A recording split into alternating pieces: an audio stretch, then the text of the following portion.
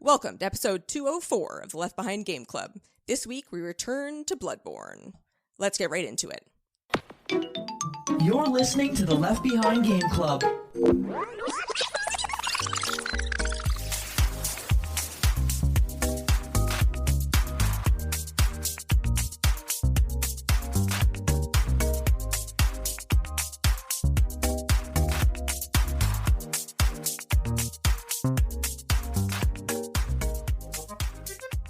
Welcome to the Left Behind Game Club, our never-ending attempt to make sure that no game is left behind. I'm your host, Katie Lesbrance, and today I have two friends with me. The first friend, you know him, you love him. His name is Travis Colnut. Oh, hi. Oh, I get to say hi. it again. Yeah. 2 episodes of not being able to say oh, hi, and I get to say it again to you. That's so nice. Well, we're going to say oh, hi to our next friend. You don't know him. We think you're going to love him, though. His name is Alex Martin. Hello, world. Hello, world. I exist. That's a little programming joke. Oh, no. Well, the programmers, I'm sure, are thrilled to hear it. Alex here is our newest associate producer, and he is joining us for our return to Bloodborne. Now, you may be thinking, we've already done a Bloodborne episode. We've done two, actually. We did a part 1, episode 152, and part 2, 154, which included myself, Jacob, Flora, and for part 1, Mo joined us. And I was guiding us through those players' first times visiting Yharnam and playing through Bloodborne. And we decided, you know what? More of us want to play Bloodborne for the first time, because of course we do. It's a great game. So we decided we're just going to do it again, because why not? This one will be a little bit different, because we all completed the DLC. So we're going to deep dive into that. So if you don't want to hear me say the same things about the lore, I'm sure the discussion will be a little different. We have new people here. But if you're like, why do I want to talk about Bloodborne again? We're going to talk about the DLC, which we didn't talk about very much last time. So that is there. But first, we're going to meet Alex, and we're going to do a gauntlet. We haven't done a gauntlet in a bit. I know. I'm excited. Yeah. I'm same, very excited. First question of the gauntlet. Have you ever pretended to be sick to get out of something so you could play a game? Yeah, actually, I would say as grade 10, PSP was just coming out. It just launched, and this was back before, I was young and no credit card, nothing else like that, and not a lot of money. And so I put it on layaway at Walmart on launch day, which I did not know you could reserve a system on launch day that way, but I was able to. So when I finally got paid on the Friday, I went, bought it, and bought a game, very forgettable game, Untold Legends. And I stayed home all day and played that instead of going to work on PSP. I love that the PSP. I don't know if anyone has ever answered, I called in sick for the PSP launch. I don't think I've heard that before, and I kind of love it. I've never put Regrettable anything on decisions. layaway, and I don't even know how one would go about doing such a thing. The one and only time in my life I remember For the doing this, PSP. and it's because for a PSP. All right. Okay. So we've definitely love it. done that. What is your earliest gaming memory? Watching or playing. Those are different things for me because I have an older brother. Gaming. What's the first thing you remember about video games? Watching or playing? If I go with my first time I remember playing it, old 286 playing stunts on DOS. It's the earliest a thing I can imagine of a modern racing game. Basically, you're playing all these old characters and you can build little maps, and it's only 16 colors or something wacky like that. And, trying to do loops with terrible physics and all kinds of stuff was terrible. But it's great memories. That's the most programmery answer I've ever heard to that question also. Usually it's Duck Hunt. The first Mario Brothers, you're entering DOS commands and playing a physics-based racer. Amazing. Love this. What game have you spent the most hours on? You know what? Oh, No, I funny, can't get over this. I'm picturing a little, like, a 3-year-old entering DOS prompts. That's what I picture when I think, because I think earliest gaming memory, I'm like, you're like, what, 4? So I'm picturing a 4-year-old entering DOS prompts, and I really like it, actually. That's not far from the truth. Yep. Our career was chosen early. Okay. Yes. Game you've spent the most hours on. Oh, I was actually just having this conversation with Travis like a couple weeks ago. Yeah. I have to say it's the original Resident Evil 4, the OG Ooh. from about 2004, I think. I had With that how many one. times have you played that now? I probably beat it like 25 times. It was like one of those games I just had before, I had like a PC that could run Steam well. Mhm. It was just a family PC before that. And then I probably beat like 10 times on GameCube. I got it again on Wii.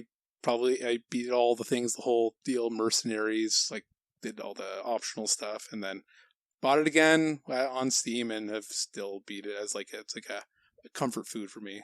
I'll just sit down and beat it every once in a while. Have you, like, done all the challenges and everything? Yeah, the Mercenaries, I did the whole thing, like 5-starred all the characters to get like the hand cannon and all that stuff. Mhm, It was fun. mhm. Very, Very good. A lot of time. I don't remember. On the Wii, did they do weird things with the controls? Like, did they use Wii controls at all? They did. Yes, you had to actually aim the controller just like you would expect. Incredible. Let's My make least it favorite version. harder. I know. I'm like, it's already got tank controls. Let's add pointing the Wii remote. Great. Most controversial gaming opinion.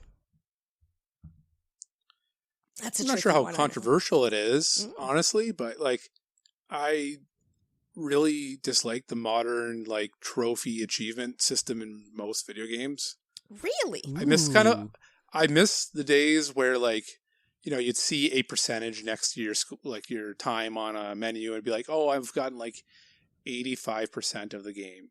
I don't like being told how to play a game. I like to know what's available in the game to achieve, and that achievements in itself aren't the problem. It's the ones where it's like, oh, you have to get 4 headshots by doing some move in the air or something. And there's a lot of those weird achievements or ones that require you to play multiple playthroughs on like a very long game. Yeah. Those ones I find a little frustrating. It's like, I don't got time for all that. You know what? Okay. I kind of get it because, like, when you think about, okay, you got to get 4 headshots on this thing, and then the reward is the achievement. I agree. Like, I think I would actually rather, okay, you get 4 headshots, and then the game gives you an item or something. You know what I mean? Like, you're rewarded to do that thing within the game itself, as opposed to like, now I've got a trophy, and it's not. It's like, yeah, guiding you as opposed to like you discovering, oh, I did 4 headshots, I got a thing, right? Yeah, that's a perfect way to describe it. There's like the reward is the achievement, and you're like, why did I do that or spend all this time trying to get this one skill down that didn't come naturally to me? Because if I'm playing a game, like say, like I'm playing a game as a stealth kind of character and thing, and then it's like trying to make me do something that's like really melee or something like that. I'm like, I don't want to play that way. Why are you forcing me into this? Right. Not a fan of that stuff. I could see That that. makes sense. You know, the one, I don't really look for achievements, but the one time I do is my deck building roguelikes, because then it gives me other things to do. Because once I've like beaten the rogue, like, Right. Slay the Spire, I'm like, give me achievements to do, just to give me other things to do in this game. But Right. yes, some achievements are utter crap. I agree with you. There's one how in this about- game. Last question. Don't get me started on that platinum trophy again. I went on a rant on the last pod. People probably don't want to hear it again. Part 2, I go off on the Chalice dungeons. They're the worst. But anyway, it's the only reason I don't have the platinum in this game. Last question. What is your favorite console generation? That's a tricky one because I spent a lot of my really young childhood playing mostly PC, which is kind of like a continuous kind of thing. Yes. Especially like there was a kind of hard cutoff after the DOS days, but then like once you switched over to at least like Windows XP, so 20 years now, you can almost go back and play just about any game from the last 20 years, and you can still play some of those old ones using like a Scum VM type of thing, or like a DOS simulator to play those. So, but if I have to go console purely, what's a favorite console? Probably just because of the era that I played it, probably would have been PlayStation 2. Yeah. Kind of that generation. GameCube, PlayStation 2. It was like the time in my life I had the most free time. I could play like 60 hours of video games in a week, and it was probably questionable to do that, but I was able to do it freely whenever I wanted to. Yeah.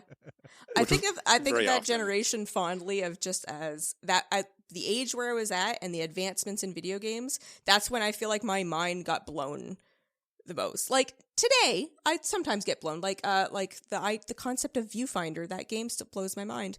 But like generally speaking, games was like, oh, games are getting bigger, and it was exciting times back in that generation. All right, good.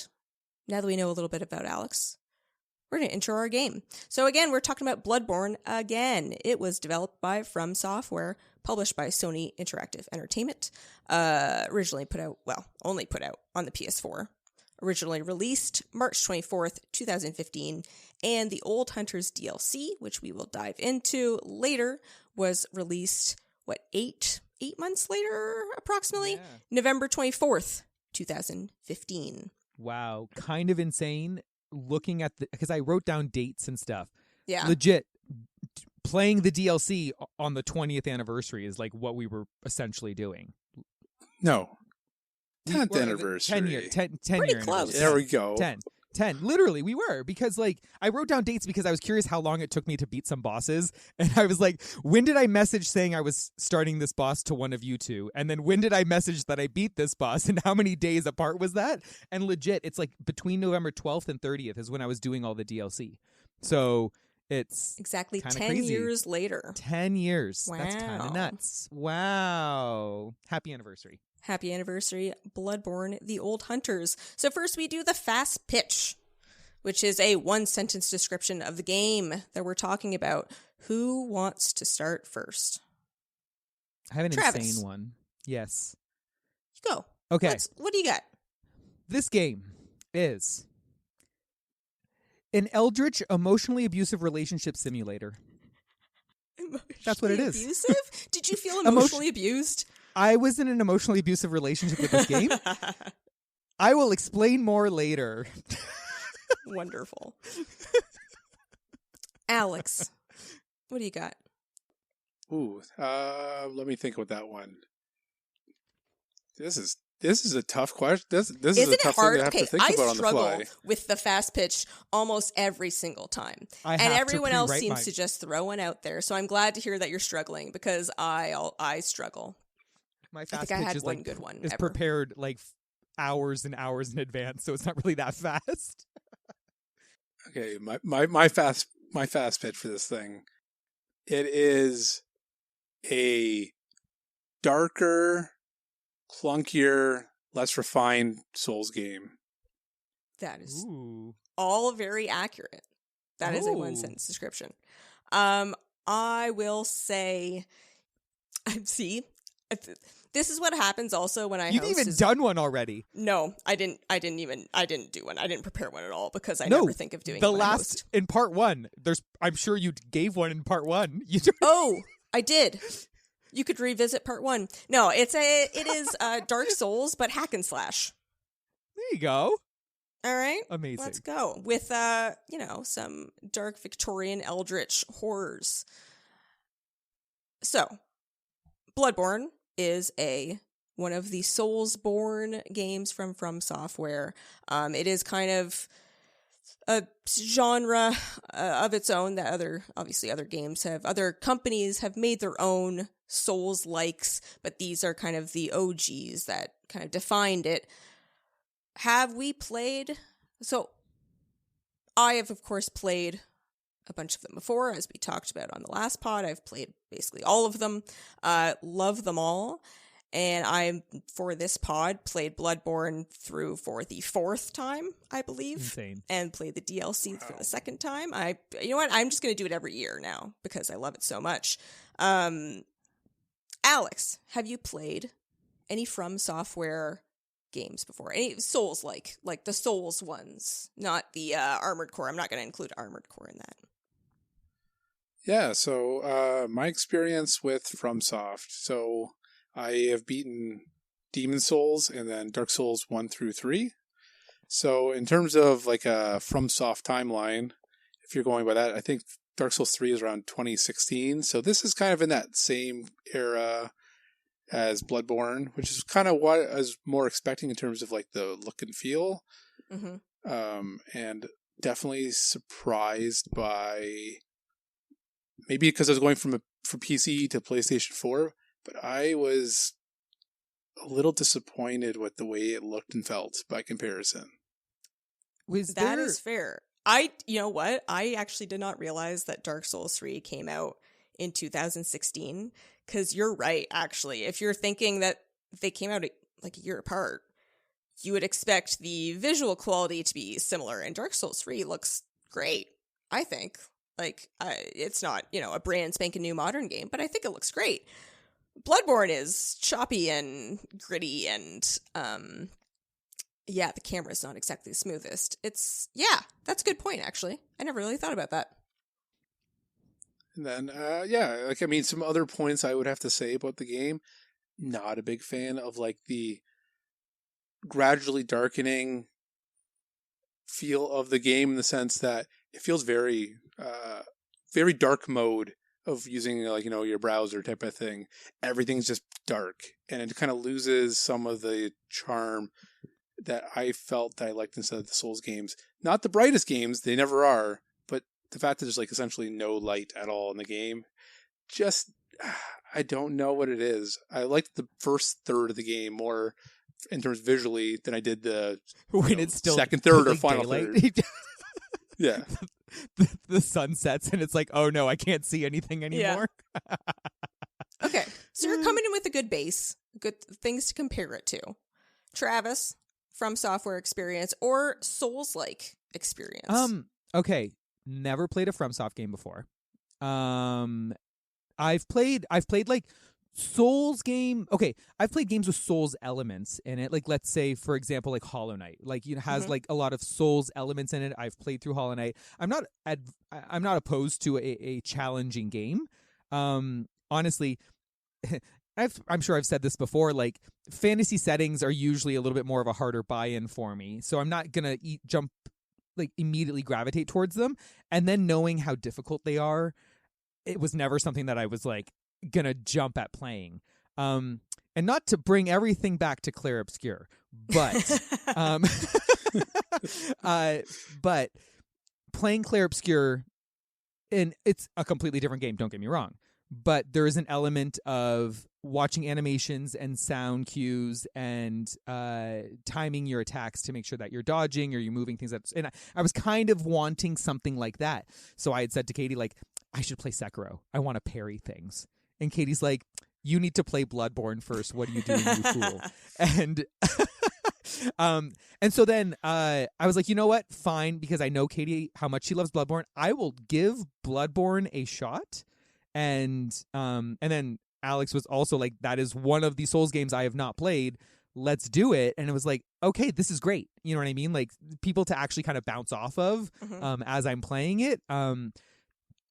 I'll reserve like more of my opinions for later, but generally speaking, like, I've never played a game this punishing and this make me feel this defeated before. But yeah. Like, the lows are really low, but the highs are really high. And so it's kind of hard for me to kind of parse how I feel, because there's a lot of things I like.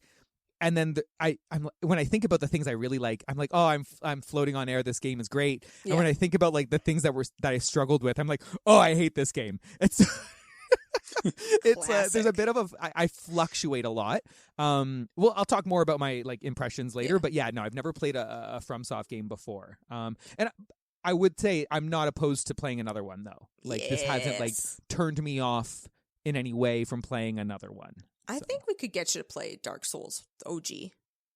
Oi. I think so. Because you know what? You were impressed by the map layout of this game. And if you're impressed by this map layout, Dark Souls 1, oh my God. Interesting. So okay. Safe to say you haven't really played any like 3D third person action Souls-like. Maybe some platformers, things that... And even like 3D action games, but never to the level of like this difficult, you know what I mean? Like this kind of gameplay, right? Mm-hmm. Where it's stat heavy and you're obtuse and I got no idea what's going on and I'm just learning. I think a lot of the games that I've played are very good at tutorializing everything that you're supposed to be doing, and this game doesn't. Are you implying that FromSoftware, especially older FromSoftware games, do tutorials poorly? Or that they don't offer information as easily as you would probably expect a game to? So this is where point one of my this is an abusive relationship. Yes. Because the game does not communicate to me. It just like a bad boyfriend. Doesn't communicate its needs, doesn't communicate its wants. Oh my God, that's fantastic. But then it gets mad and punishes me because I didn't know something. You can't get mad at me because you never told me something. So... It's like... That's so good. I really like that a lot. It's like, you're so stupid. How did you not know? I didn't tell you. How did you not know not to do this? I didn't. Exactly. How was I supposed to know? It's a toxic relationship. And then I'm sitting here and giving you the silent treatment. Yeah. You don't know what to do yet? Like, yes. And I'm sitting here like dying over and over and over again. And then it gives me that glimmer of hope of like, look, you succeeded. Yay. Oh, yay. We made up. I fixed him. And then it's downhill again all over again. But yes, very.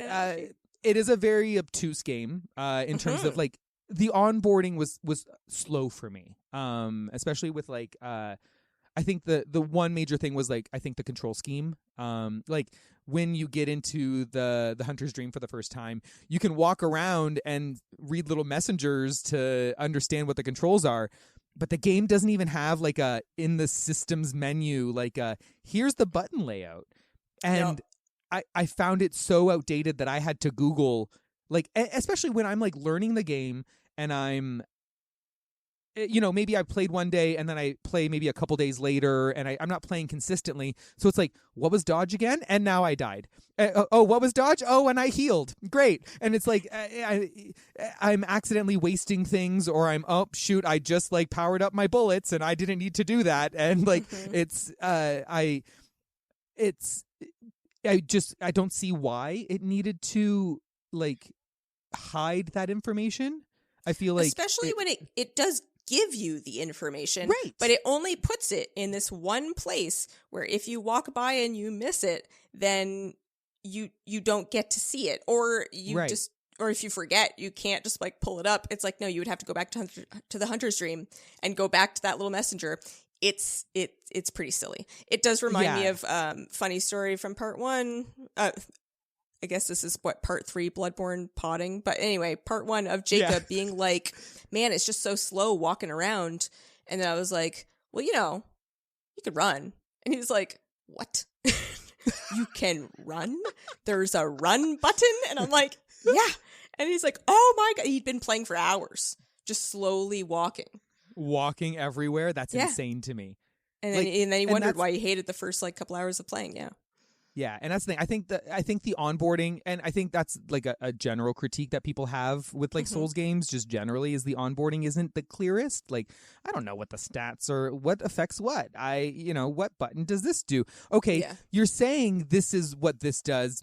I don't know what that means though. So that's like true. You can give me a proper noun, and if I have no idea the context of what that means, then I'm just kind of like, sure, I used a blood vial. What does that mean? Like I'm not even sure. So yeah, there's a lot of the just things being kind of obtuse, Like I think for the longest time, it wasn't until I think Alex told me, oh, like you're collecting your blood vials and they're going into storage. And I was like, they're going into storage? I didn't know. I was leaving blood vials like I wasn't picking up items if I was at full health, because But you don't know I what was the like, item is. right, until but you pick I it was up? like, but so like let's say I had a little bit, I just had a little bit of damage. I'd use a Uh-huh. blood vial to heal and then pick it up being like, okay, now I'm back at 21 and or I'm back at 20, and then I'd be like, okay, good. But I didn't know that if I was already at 20, the extra went to storage. The game never communicated that to me. It does not.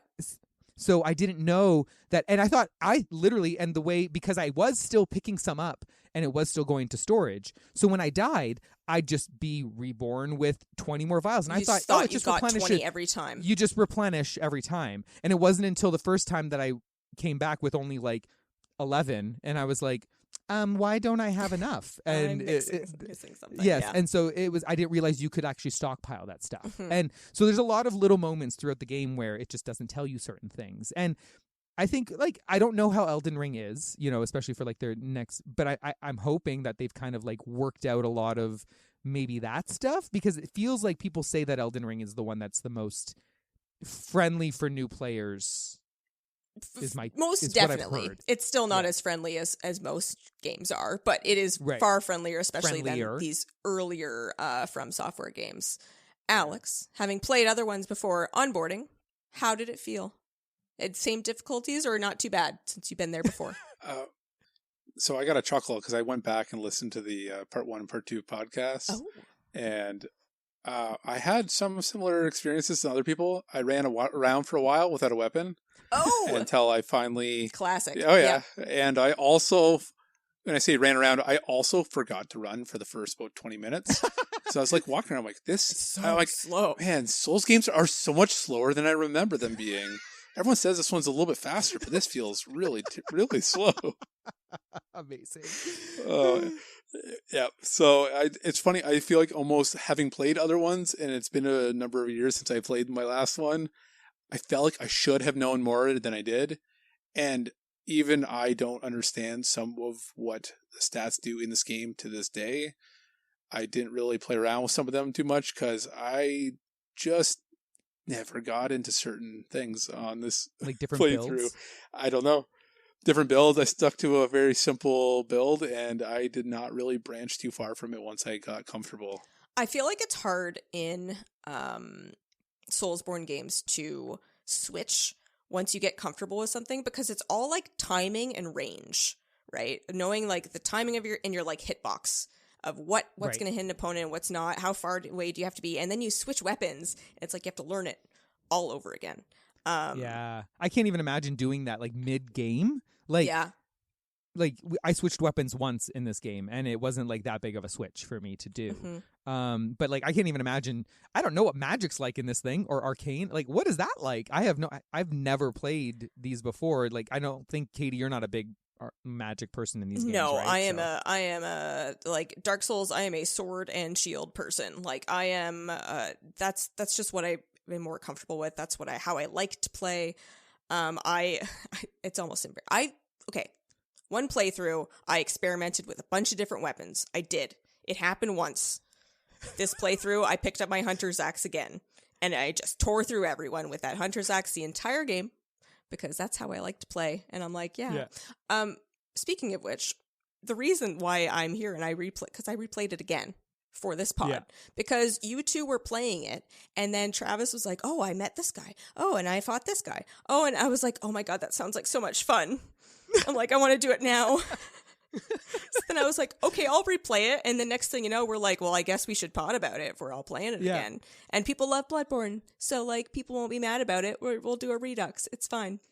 And it's funny because like you beat it so fast. Like, well, yeah, it's my fourth or fifth time. It better be. No, but like it's just insane. Like the speed in which you're like, oh, are you at like 2 bosses left? I guess I'll start. I'm like, okay, rude, but also like insane work on your part.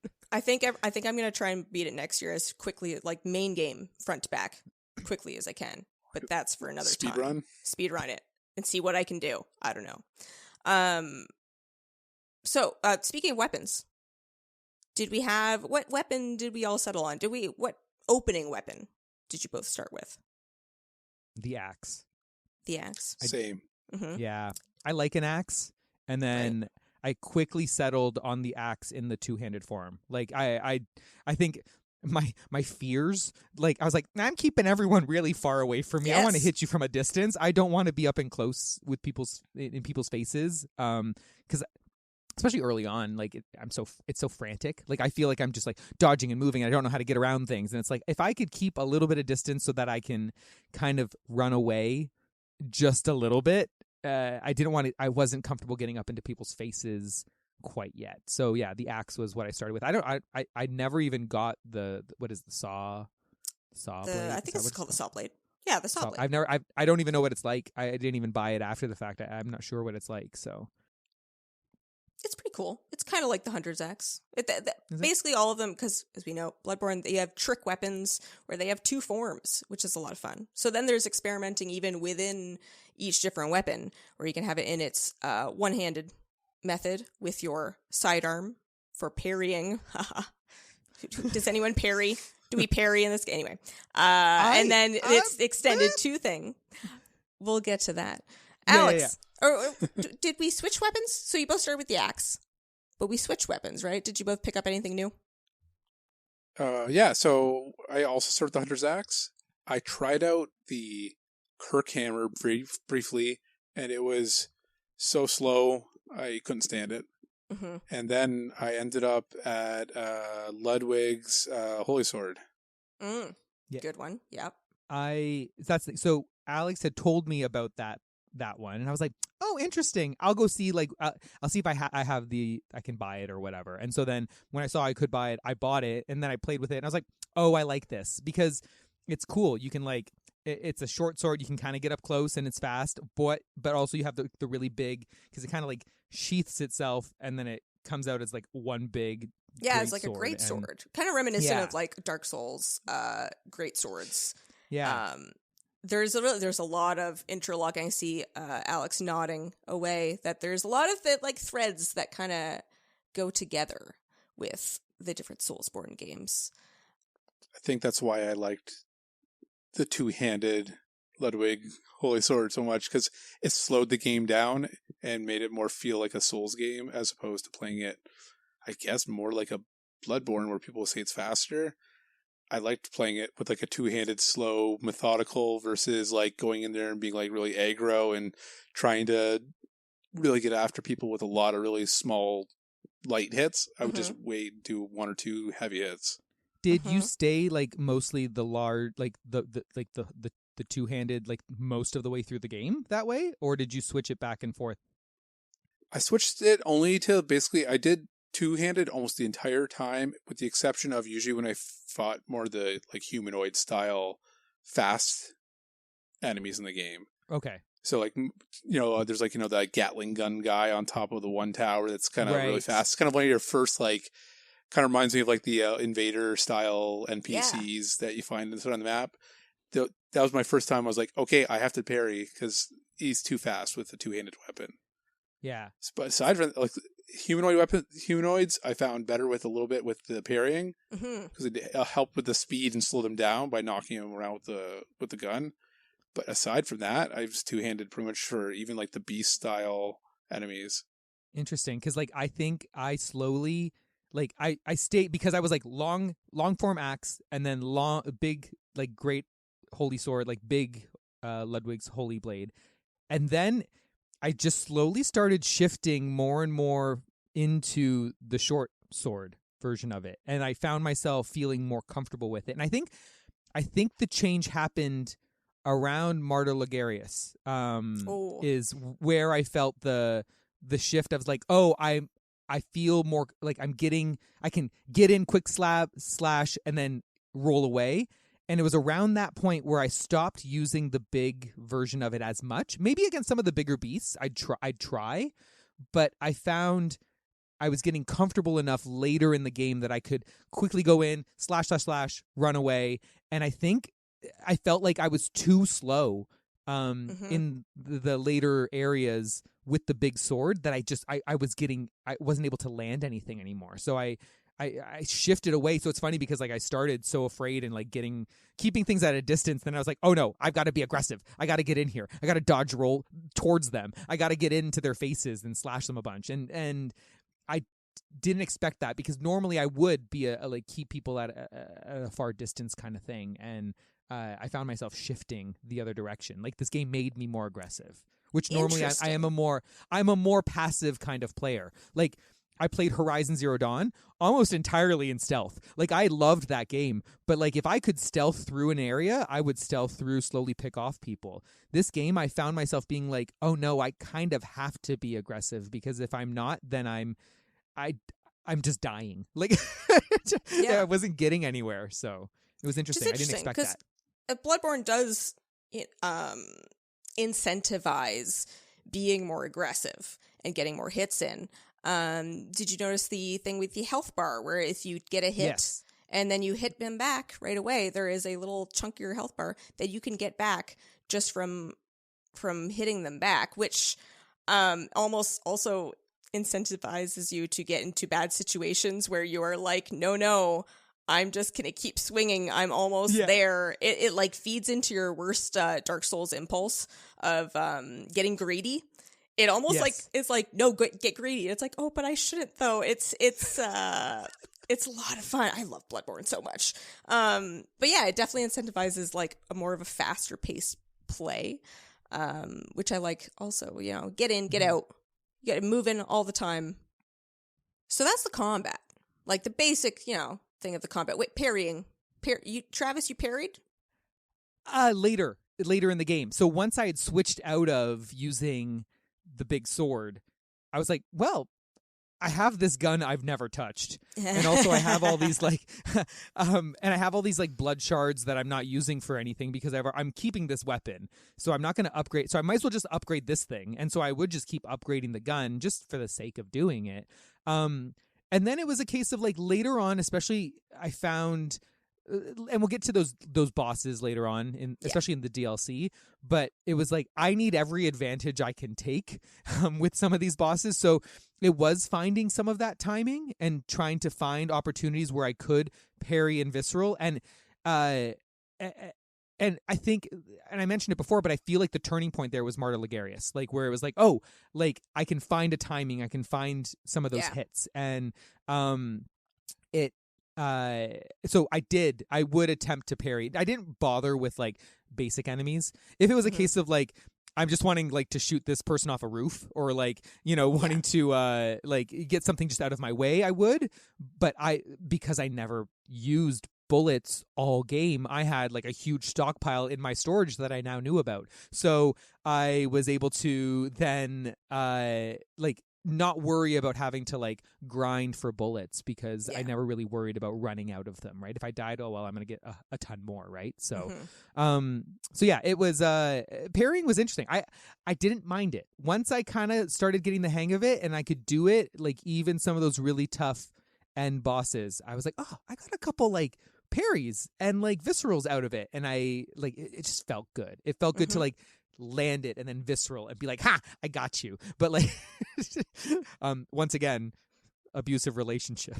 Yeah, the highs are high and the lows are low. That's very true.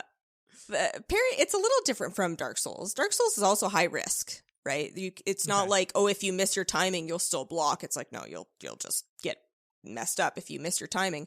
So it's pretty similar in that way, but it's still, you know, gun versus shield. I never felt punished for missing it. Like I felt like I never. What? I don't know if maybe I just wasn't parrying up close. Like, I guess I was never getting into people's faces and parrying to do something unless I knew the move and like the sound effect and everything, the animation exact. It was more a case of like, I might be far enough away that like if I miss, it's not a big deal. But if I could like hit it and then run in to do the visceral, I'll do it.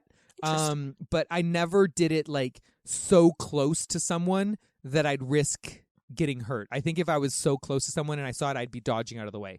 There is an exemption to that, and we'll talk about it when we get to like the final boss of the DLC. But there was a few opportunities there where it was a little bit different, where I was like, oh no, I know where to do this.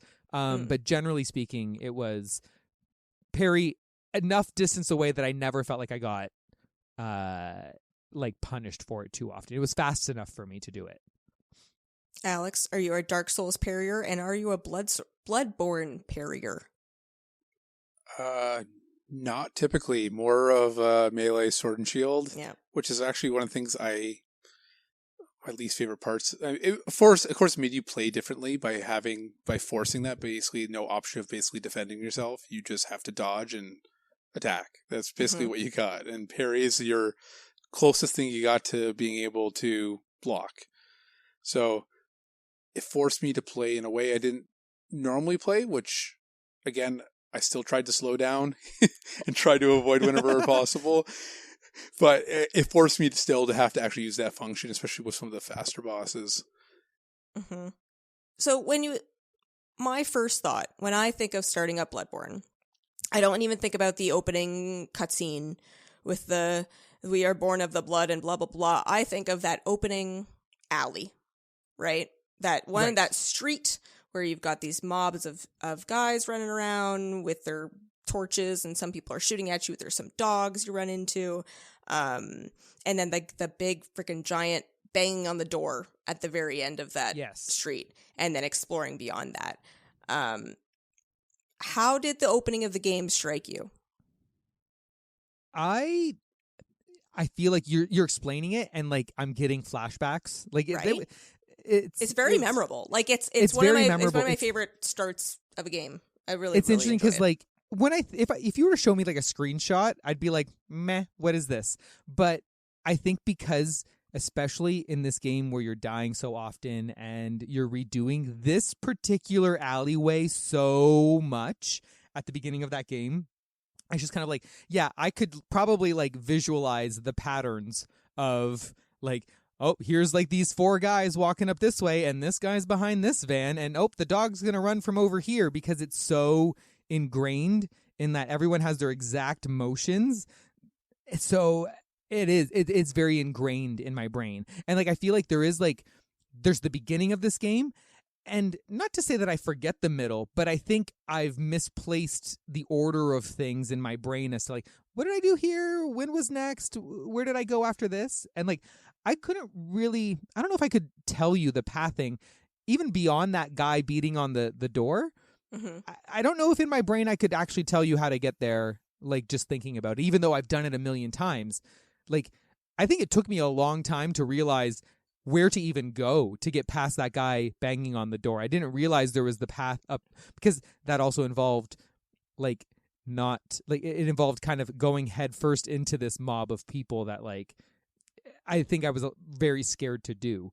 There was like, I think I didn't know what the game was going to make me do, and I didn't know how to beat things quite yet. And so I think there was a lot of fear early on with me in this game, where I didn't know where I wanted to go and what I wanted to do and how things were going to react to me. You didn't feel free to explore.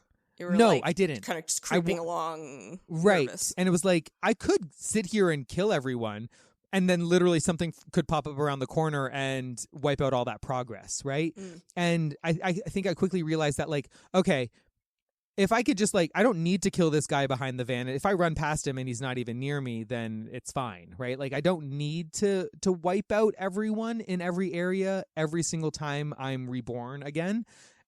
And I think that's where I finally, like, it started to click, where it was I think I was stuck in this, like, I've got to clear all these enemies. And I kind of got stuck trying to clear all the enemies every single time. And it was like, I don't need to. I'm not going in that corner this time, so I don't need to clear out those enemies. I can run mostly back to where I lost my echoes and keep progressing, as opposed to just retreading the same space. And so that opening area I did so often, trying to figure out like what I'm supposed to be doing, because, well, like I said, the game is pretty obtuse, so it's not like it's telling you exactly what your goal is or what you're trying to achieve, or like where to even go. It is very open for you to just like have at it, and you're kind of guessing, right? So yeah, what about you, Alex?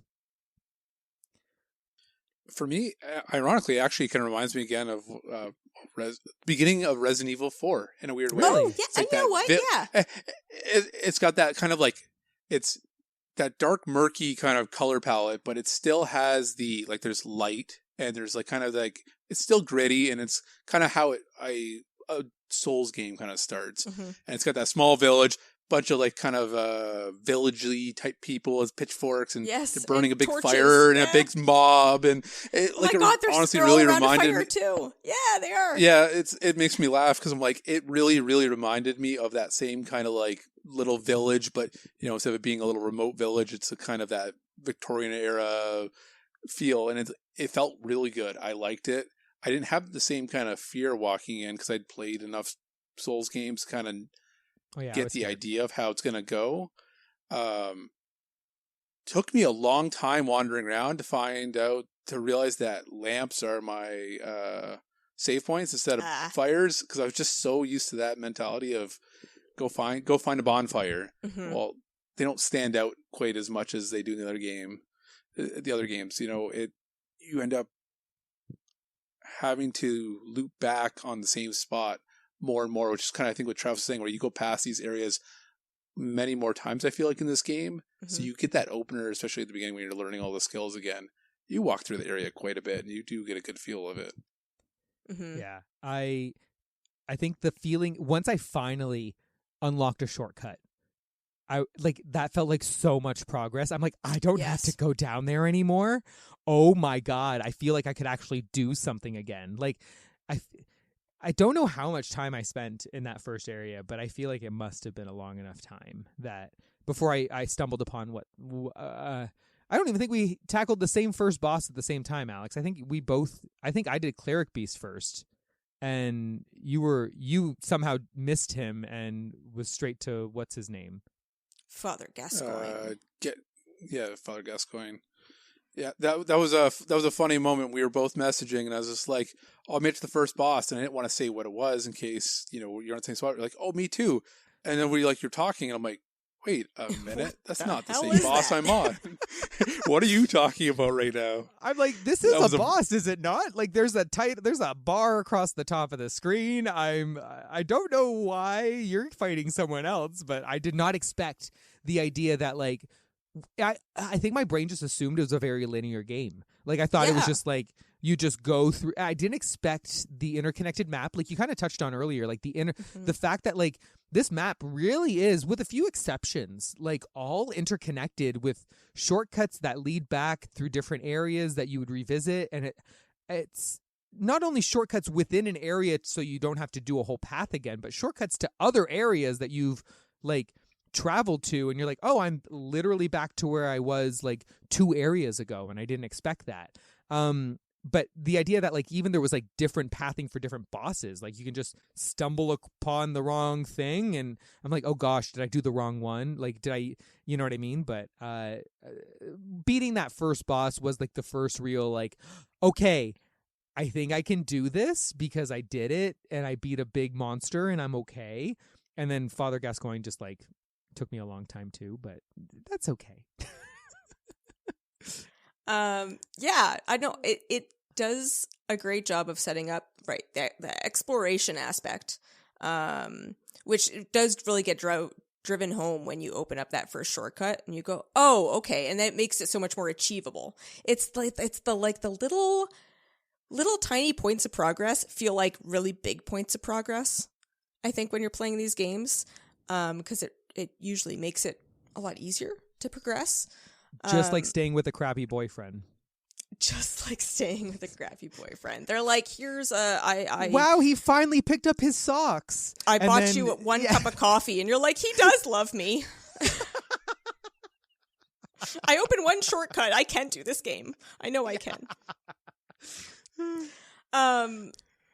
So it does a wonderful job of setting the tone of the game and kind of establishing like the very beginnings of the lore, which I love that you mentioned RE4, because now the more I think about it, I'm like, oh, there are a lot of similarities.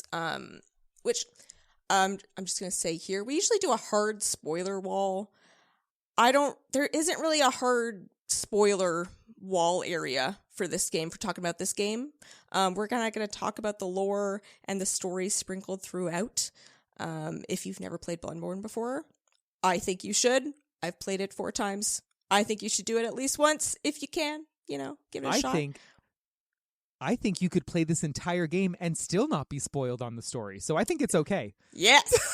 Excellent. So that's an excellent point, because the story isn't really specific, and like you're not, talking to people and people aren't telling you exactly what's happening. You have to pick it up through little bits and pieces, item descriptions, all that stuff.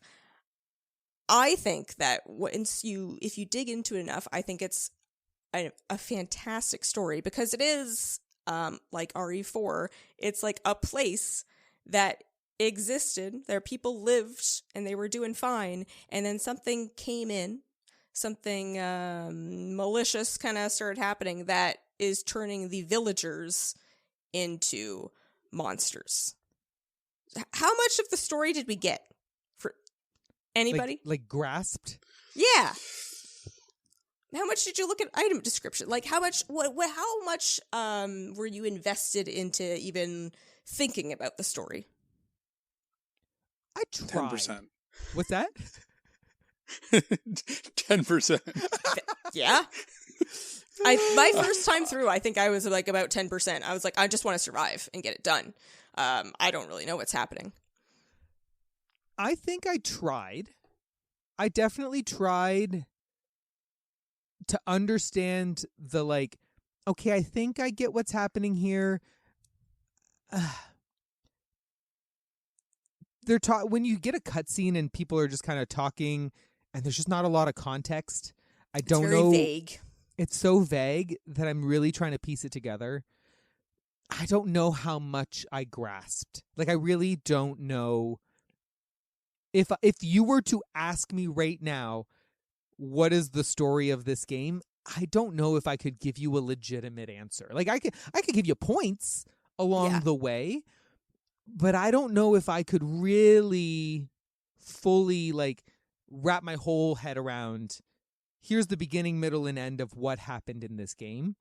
But also, like, I've purposefully not looked things up online simply for the fact that, like, I wanted to have this discussion first without having, like, read anything else. I am very interested. I want to know what the heck is happening here. And I like, I'm 100% gonna, like, if you tell me here now, Katie, that's great. Or if, like, I read something online after or watch, like, a lore video on YouTube or something, I will 100% do that because I want to know. I find I didn't get it quite enough from the game for me to be able to, like, say, this led to this, and this is why this. I don't know if I could give you the through line. Well, you know what? I'll give you a light one. Because okay. We also did this on part 2. If you don't want to listen to this, just skip on through it. But I'll lay it out a little bit. So basically, there's the town of Yharnam. Everyone's just existing there. There's a university. It's a functional place. They discover that underneath Bergenworth, the school, that there are these like catacombs. There's an ancient place, civilization type of thing, where they find these great ones. The great ones, yes. I always forget if it's the old ones or the great ones. I think the old hunters screws me up. The great ones, who are like these kind of god-like celestial kind of being things. They explore down there and they find like the old blood that they bring up. They find that this old blood has these properties that when they give it to people, it does great things. It cures diseases. It like invigorates people. People are coming from all over the place, like traveling from distances to come to this place, to Yharnam, to get ministered the old blood to fix whatever ails them or whatever it may be. They become like the center for this. Like, it's a big deal. Like, Yharnam is elevated of like, we have this special thing. But then, oh, lo and behold, oh no, eventually it turns people into monsters. But they have built this whole like institution around this. Like, there is the church, there's the healing church where they minister the blood, and there's like different levels of the church where they're trying to like commune with the old ones and all this stuff. So they're like, it's not great.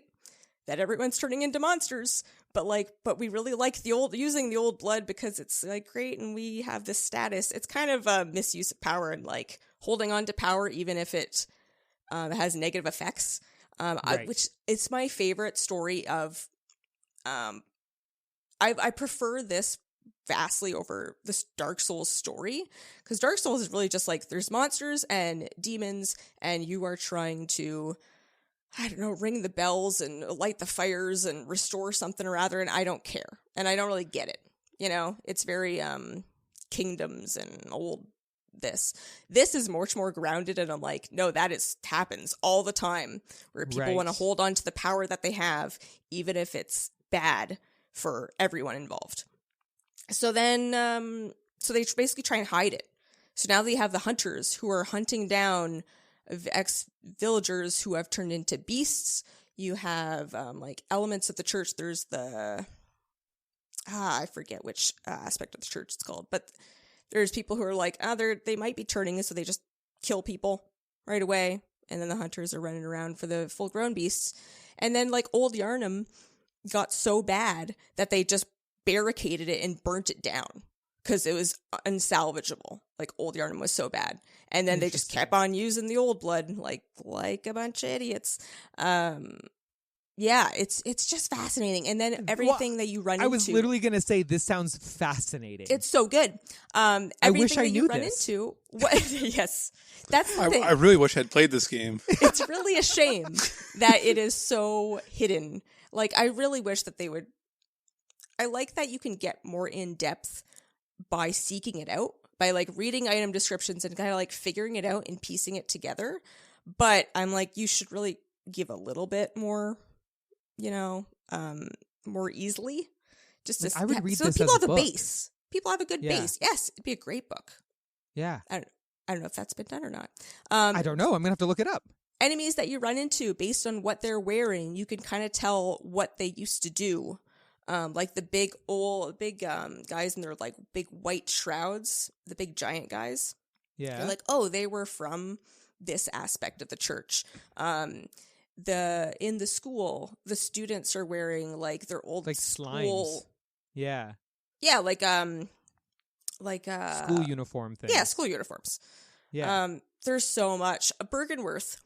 Because then there's this whole thing where at Bergenworth there was one of them is Lawrence and one of them is I forget their names, but there's basically like the teacher and the protege who have differing opinions on whether or not we should be using the blood or not. And one is like, no, we should be doing more science. We should be getting knowledge or insight.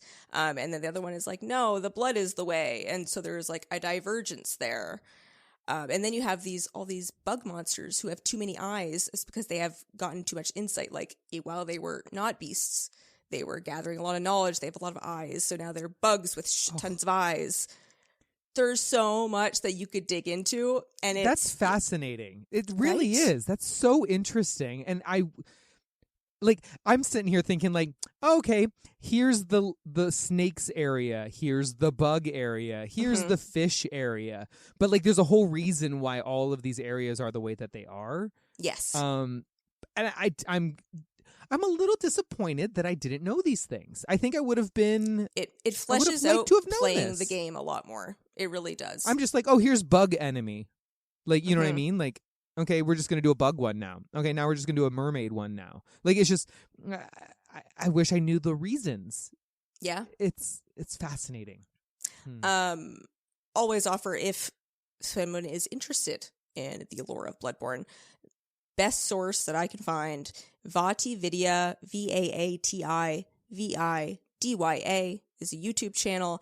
They do all kinds of Soulsborne lore deep dives, and they do videos on specific things. There'll be long videos of like the overarching lore, but they'll also do like little videos about specific NPCs. Like I think there's one about is it not Maria? What's the name of Eileen? Like Eileen the Crow. Eileen, yeah, is the best. Like there's a video on on Eileen. Like there's you can kind of dig in as much as you want.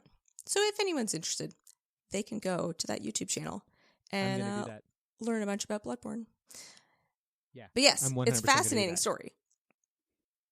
I didn't get any of that. I think I got pieces of it, but I don't know if I understood it all as one giant piece. Mm-hmm. I'm dropping down to about 5%. after hearing the whole thing, I'm like, I like. Literally, That's your insight is fantastic. being drained right now. I don't know. I must be turning to a beast here or something because I have no idea. Like, it was just everything you said. Fascinating story. I really want to play that game one day. It sounds like a great game. I played a game where I just fought monsters. I don't know what you're talking about. You know, and it sounds like you had fun too. So that's the thing. You can dig in at multiple different levels, whatever level you feel comfortable with.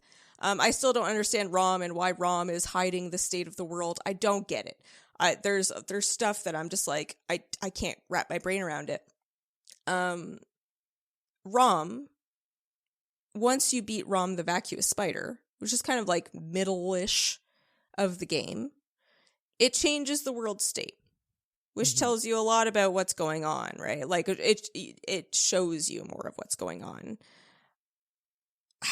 What did we feel when the blood moon rises and, you know, Yharnam changes? What were you thinking? Were you just thinking, oh no, it's going to get worse because everything's red and terrible? My first impressions when that happened, I don't know if I completely, totally noticed what happened when it first did it. I just kind of think, oh, it's just like a little darker. And like, also, it took me a while to clue in the things that actually changed. I don't know if it's because I beat ROM and then like I put that, that was the end of my play session that time. And then when I started it up, I didn't connect this shift as quickly as I did until like I walked through I can't remember which area it was. Yharnam, I believe. The unseen village or whatever. Yeah. Oh, yeah. And you can see like the amygdala guys like hanging on the buildings and all stuff. I'm like, well, that's different. And I was like, I just didn't quite clue in that like all these things had shifted until like I kind of got a little further in. And I was like, oh, go back to an area I'd already been. I'm like, this doesn't feel the same anymore. This is drained of color. Oh, this is the whole game that moved, not just one area. Yeah, I think it's deceiving because once you beat ROM and you kind of keep going, you would just think I'm in a new area and this area just happens to have these guys hanging off the buildings. It's not until you end up traveling back that you're like, oh no, this is everywhere. Like the whole world has gone kind of insane. And the thing is, I kind of gathered that something was weird because I think I stumbled into the DLC and something grabbed me and sucked me into the DLC like earlier than I had beaten ROM, I think. And I didn't see what it was. There was nothing there. But then when I went back to that area after the fact, you could see the monster after you beat ROM because it's like, oh, now you can see it now. It's almost like, is the idea that like ROM revealed how the world actually was? ROM is like hiding it. Gotcha. So once you kill ROM, that veil is lifted and you can kind of see what's actually going on. One of my favorite Bloodborne tidbits is that, I mean, obviously that monster is there at the beginning because he can grab you, right? Also, one of the coolest things when you're like, what is happening? Yeah. And this thing picks you up and grabs you and then you're in a new place. Yeah, kind of mind-blowing. But yes, actually at the start of the game, so they're obviously already there, but if you were to get your insight high enough, you can perceive them before you kill ROM. Oh, interesting. Yes. Because so the higher your insight is, the more stuff that you will perceive about the world. Because I actually understand what insight means. Like insight's like you have so much knowledge about like the world. I think I read the thing, like the descriptor, but it's like your knowledge of the world is enough that like you can now like grasp the insanity of like what is happening in front of you, like the eldritch horrors in front of you. You have more insight, so you've seen some shit essentially. Like, yes. Right? The more shit you've seen, the higher your insight. And so, but my insight, I don't know. I got my insight. I used. I didn't get very high later in the game. Yes, but my insight was never because I used a couple summons early on to help me out, and that uses insight. And then I used it to buy some stuff because I kept dying and not getting enough echoes, so I'd use some insight. And then there was definitely some enemies that like would suck the insight out of your brain if they grabbed onto you. And that happened once, and I got all the way down to 0, and I was like mid-game, and I was like, how do I have no insight? Is this a bad thing? And so and then I think Alex like took a screenshot and showed me took a picture of like a boss, and it was like 40 insight. I'm like, how do you have 40 insight? And I'm sitting here with like 2, and I'm like, oh no, what am I doing wrong here? Yeah, so you weren't going to get there because I think it has to be over 50. But if you get it over 50, you can see them before you kill Rom. And then also you'll hear like babies crying more just in random places. Interesting. I think those are the main You're just things. more aware of your area, like more aware of your surroundings. Kind of I guess. see how the jacked up stuff that's being hidden from you more apparently. I ran around with pretty high insight, and maybe that's why I didn't notice the shift as much. Oh, maybe. I think I may, because I basically that's one thing I found about Bloodborne in general, because I stuck with the same weapons, and essentially all the armor really doesn't matter from what I can tell. Like, a little bit, aside but not from much. Aside from a couple specialty things like where they maybe have a high like poison resist, or it's more like of a status defense than a frenzy resist. Yeah. Aside from those, a couple specialty spots where I basically just swap my armor around, I basically didn't buy anything with insight. So my insight piled up throughout the game to an excessive level that ended up causing me a lot of pain later on in the game when there was those brain-looking guys that you'd walk by and they would frenzy you if you had a lot of insight. Yeah. Those if you have more insight, the pain. frenzy effects are way stronger. I had to look it up. It was one of the few times I like had to look something up. Like I'd walk into the screen and I'd dial within like 5 seconds. And I was like, what is happening to me? I don't understand what I'm doing wrong. Yeah. I just look at the person, they die, and I die. I was like, what's happening? Yeah. Because I didn't have any urge to spend the insights. There's nothing I found of extreme value that I could get with it. I was grinding my way through. I was like, buy a fire paper. Okay, I can buy another fire paper. Oh, can I possibly buy another fire paper? Like, just trying to like get through these bosses. So I watched Travis play some Bloodborne through the PS5 share your screen thing. And the first time I watched you play was you trying to get through the first, required boss, Father Gascoigne. Speaking of bosses, how did we feel about the bosses of main game bosses? Is there any that stand out? Any that you liked a lot? Any that gave you tons of trouble? I would say, like, Gascoigne is definitely like a good skill check. Gave me trouble initially. Rom was tricky only in the like I had to like just take the time to kill the spiders in one of those rounds, and it just was slow. And when you're just trying to brute force it was a little bit I made the mistake more... of trying to brute force it this time. This playthrough, I was like, no, I don't have to kill these spiders. And then I kept dying, and I was like, this is getting silly. Like, it's Rom. I know how to beat Rom. And I'm like, okay, just take your time. But like, I feel like if you're talking main game, like Bloodborne, if I'm trying to think of like which one was my favorite, I don't know. I think the DLC has such a lasting effect in my brain. The DLC that we haven't is so talked good. about. We're going to get to the DLC, but I agree. I think the DLC it adds so much to this game.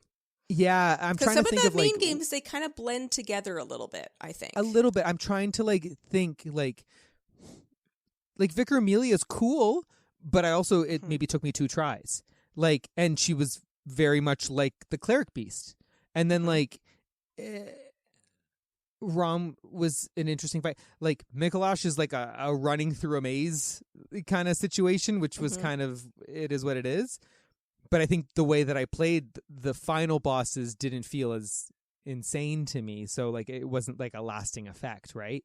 Or a lasting memory of what happened. So I don't know. I feel like I'm struggling to feel connected to any of the main game bosses right now. What about Murder Ligarius? Yes. Okay. That was like the one I That's was the probably first one the one I got really jammed on, I'd say. Yes, I agree. I think he's probably the one that I had to like stop and detour and come back to a few times. But also, like, I'm trying to think main game bosses. Isn't he like optional? You don't even have to He fight is optional. him. Yeah, that is an optional area. Yeah.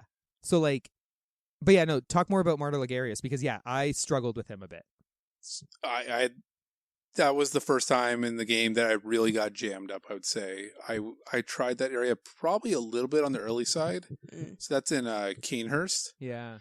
And that was, I struggled terribly with that boss.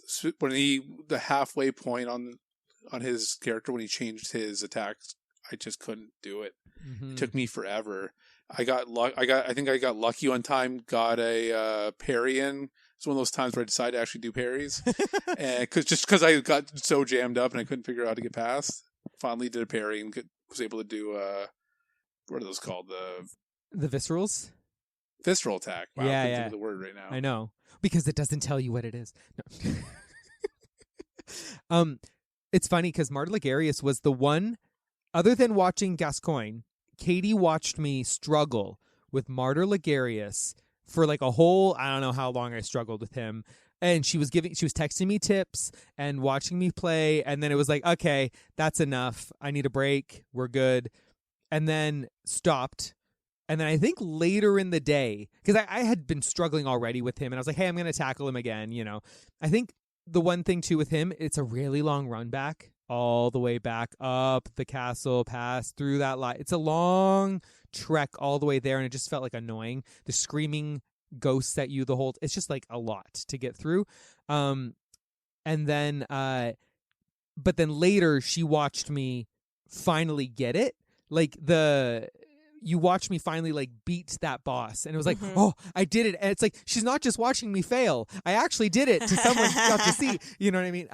But I think that last fight, like, I think just like a calm, like collectedness kind of came over me of like, all right, I know what he's doing. I know like what I like, how to dodge these things, how to move, like but it took a lot of struggling to get through it. Like, I think I definitely did him, went to another area, came back, did him, maybe tried something else, came back. I think I ended up needing to grind because I used a lot of my vials, so I think Katie had given me a little tip about like going through, what's that?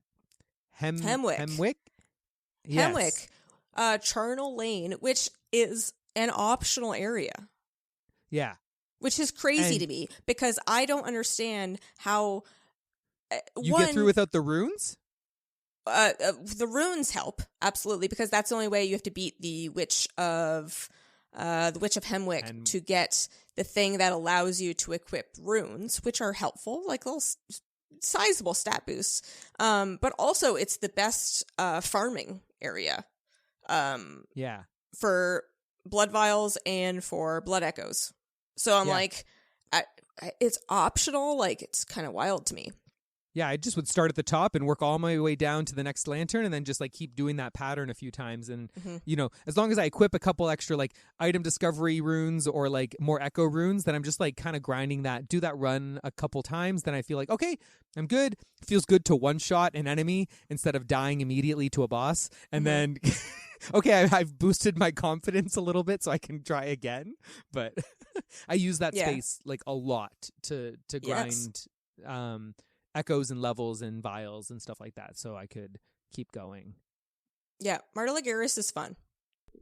Can I say, while you're talking about like this grinding blood vials thing, that is actually one of the things I disliked about this game. Yeah. Just an absolutely tremendous amount.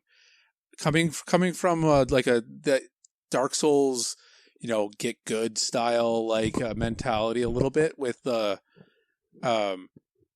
I'm used to practicing an area over and over again, like a boss, to learn their moves, kind of master that skill set, and like it's Dark Souls. It's the Souls-like games, so they do. This game added a layer of grinding where, because you don't get like an Estus flask that refills automatically every time you're at a bonfire.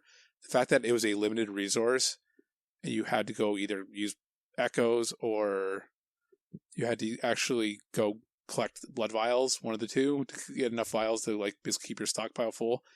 That drove me nuts. It's like I'm grinding on top of grinding. I'm like the grind is supposed to be to me like mastering like the boss and the skills to do it, not collecting enough items to be able to keep trying to do that over and over again. You're like that was one of doubling it up. It's like a double grind. It's like games are meant to be grindy in the sense of you have to figure out how to do things. Learning, but forcing people to constantly collect, that is terrible in my opinion. Going back this time especially, I really felt it where I was like, oh, this is flawed. I like that you can pick them up as you go, because then in a single run it's not like Dark Souls, you lose your Estus flask triggers, I don't know, charges, and then you're like, oh, it's gone for that round, for that run. You're like, I've used them, like this is where we're at now. You can pick up new blood vials as you go, which kind of makes you able to like extend your runs and keep playing. But when it gets to those situations where you're stuck at a boss, where you start at Martyr Ligurius and you're going, well, I want to try him again, but now I don't have any blood vials left, so I have to go to a different area to do whatever I need to do to get enough of them to then go back. It's tedious. Yeah, even the fast traveling is tedious because you have to go to the hunter's dream and then find the right headstone and go there and then walk where you need. It's like there's a lot of steps and loading screens along the way to get to where you... Well, it sounds like a remaster I was just of this about game. To say.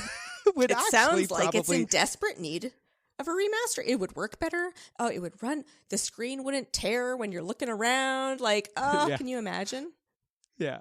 One day, maybe. One day. Probably. Maybe. I don't know. Never. It seems like not. Maybe the 20th anniversary. Great. Amazing.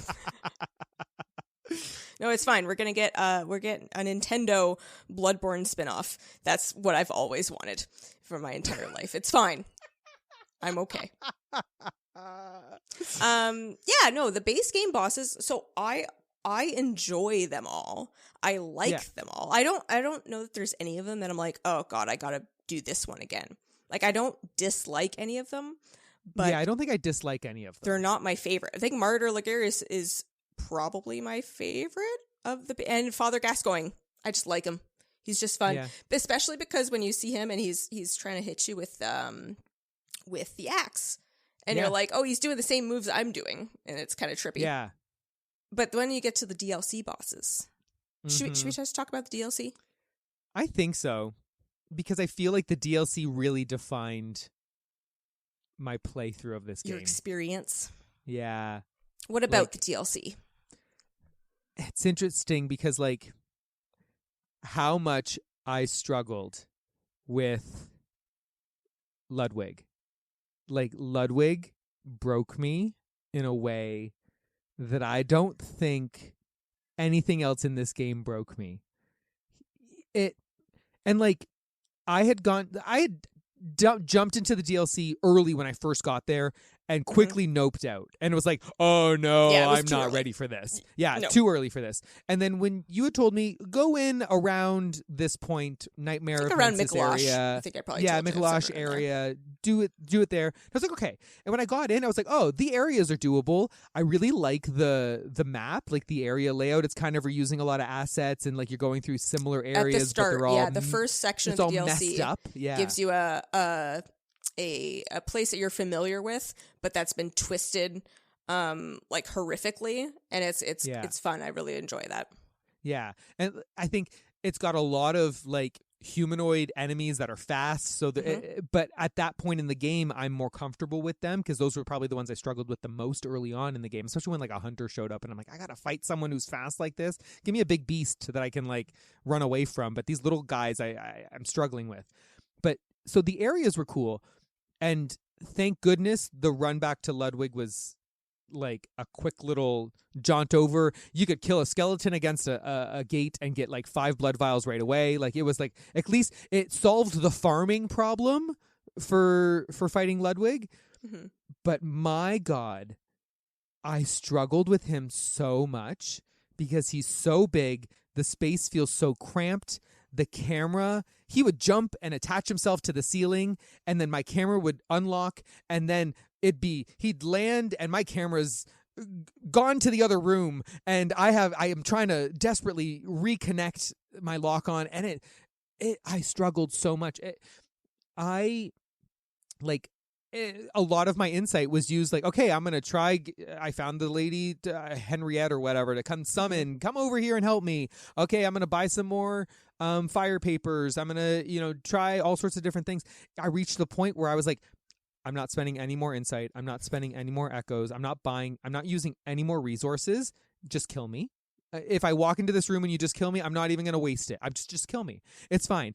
I reached a point where I had to do that grind of like, I need to learn something. But a lot of his attacks are so erratic, and the screams were just all over the place, and I just couldn't really grasp it. I couldn't get a clear cut on what I needed to do to survive. And I reached a point where I was like, I'm not even healing. Like, there's not even like, if I got okay, I got a couple hits in, great, but he hit me. I'm just going to keep trying. I'm not even wasting the blood vials right now because I know I'm not going to get far enough into this boss. Like, I was disappointed because I really wanted to do the DLC, because up until this point, I had done every optional thing that I could do in this game. Like, I'd fought every area, fought every optional enemy, every optional boss. Like, I was really enjoying my time, but this boss made me want to stop. And I wasn't going to, but I was worried that I was going to get stuck at a point where I couldn't progress any farther. And then Alex beat it, and then I was like, well, darn it, now I have to. And I think I did it like the next day. Like, it's like, shoot, I have to do it now. And it was enough of a motivation to push me through. And honestly, beating him, I beat him with no summons, no papers, I didn't use anything. And it was just the fact that I did it on pure skill alone. That felt so good to feel that's the thing. To get the highest of highs, you have to have gone to the lowest of low, because otherwise that victory doesn't mean as much. But when you said to us, I think you were texting me and Jacob, and you were like, I want to quit. I hate this so much. I hate everything. Nothing means anything anymore. It can all burn to the ground. I hate everything. And then you're like, I did it. You don't go. You don't, scream and celebrate unless you're like, I hate this. Yeah. I think I might have said I screamed like the broiest, like, hell yeah, out loud in the house. I've never done that in a video game ever before in my life. Have you done that in life? Is that never. And something like deeply it's like guttural, like it just comes out of you. Guttural just came out of me, and I was like, I beat something, and I don't know. It's just it's such a weird feeling of like hatred to like sudden like elation that I do not understand how. It's the best. Which is why I say like abusive relationship, because like I should just be able to have a nice stable relationship with a video game, and I shouldn't have to suffer to feel elated, but this game makes you have to suffer so you feel the highs. And I'm not mad at it, which is even worse. Like, I'm okay with it, which is terrible. So you're addicted. You're an addict now. You did what you got caught. You got a taste of the good stuff. Yeah. You had that low. You crashed way down low, and then you got that huge spike, and you're like, now I have to play this again. And I don't know. You're gonna be looking for that high again for the rest of your life, and I don't know if the base game would have given me this. Yeah. What's that? You're chasing. I don't know. I don't think the base game gave me that. Like, that's the thing. No. Like, the base game gave me challenge, but never the lows of what Ludwig gave me to the highs of what Ludwig gave me. And so I think when I think about this game and I think about my favorite bosses, I love the bosses in the DLC, like all of them. Yes. Like they're all like a lot of fun. And there's something, I don't know what, they must have just perfected it. I don't know what they did, but like the bosses are really distinct. They're fun. Mm-hmm. They're challenging in a way that the other bosses are not. I've said a lot. Alex, tell us more about your experience with the early DLC stuff.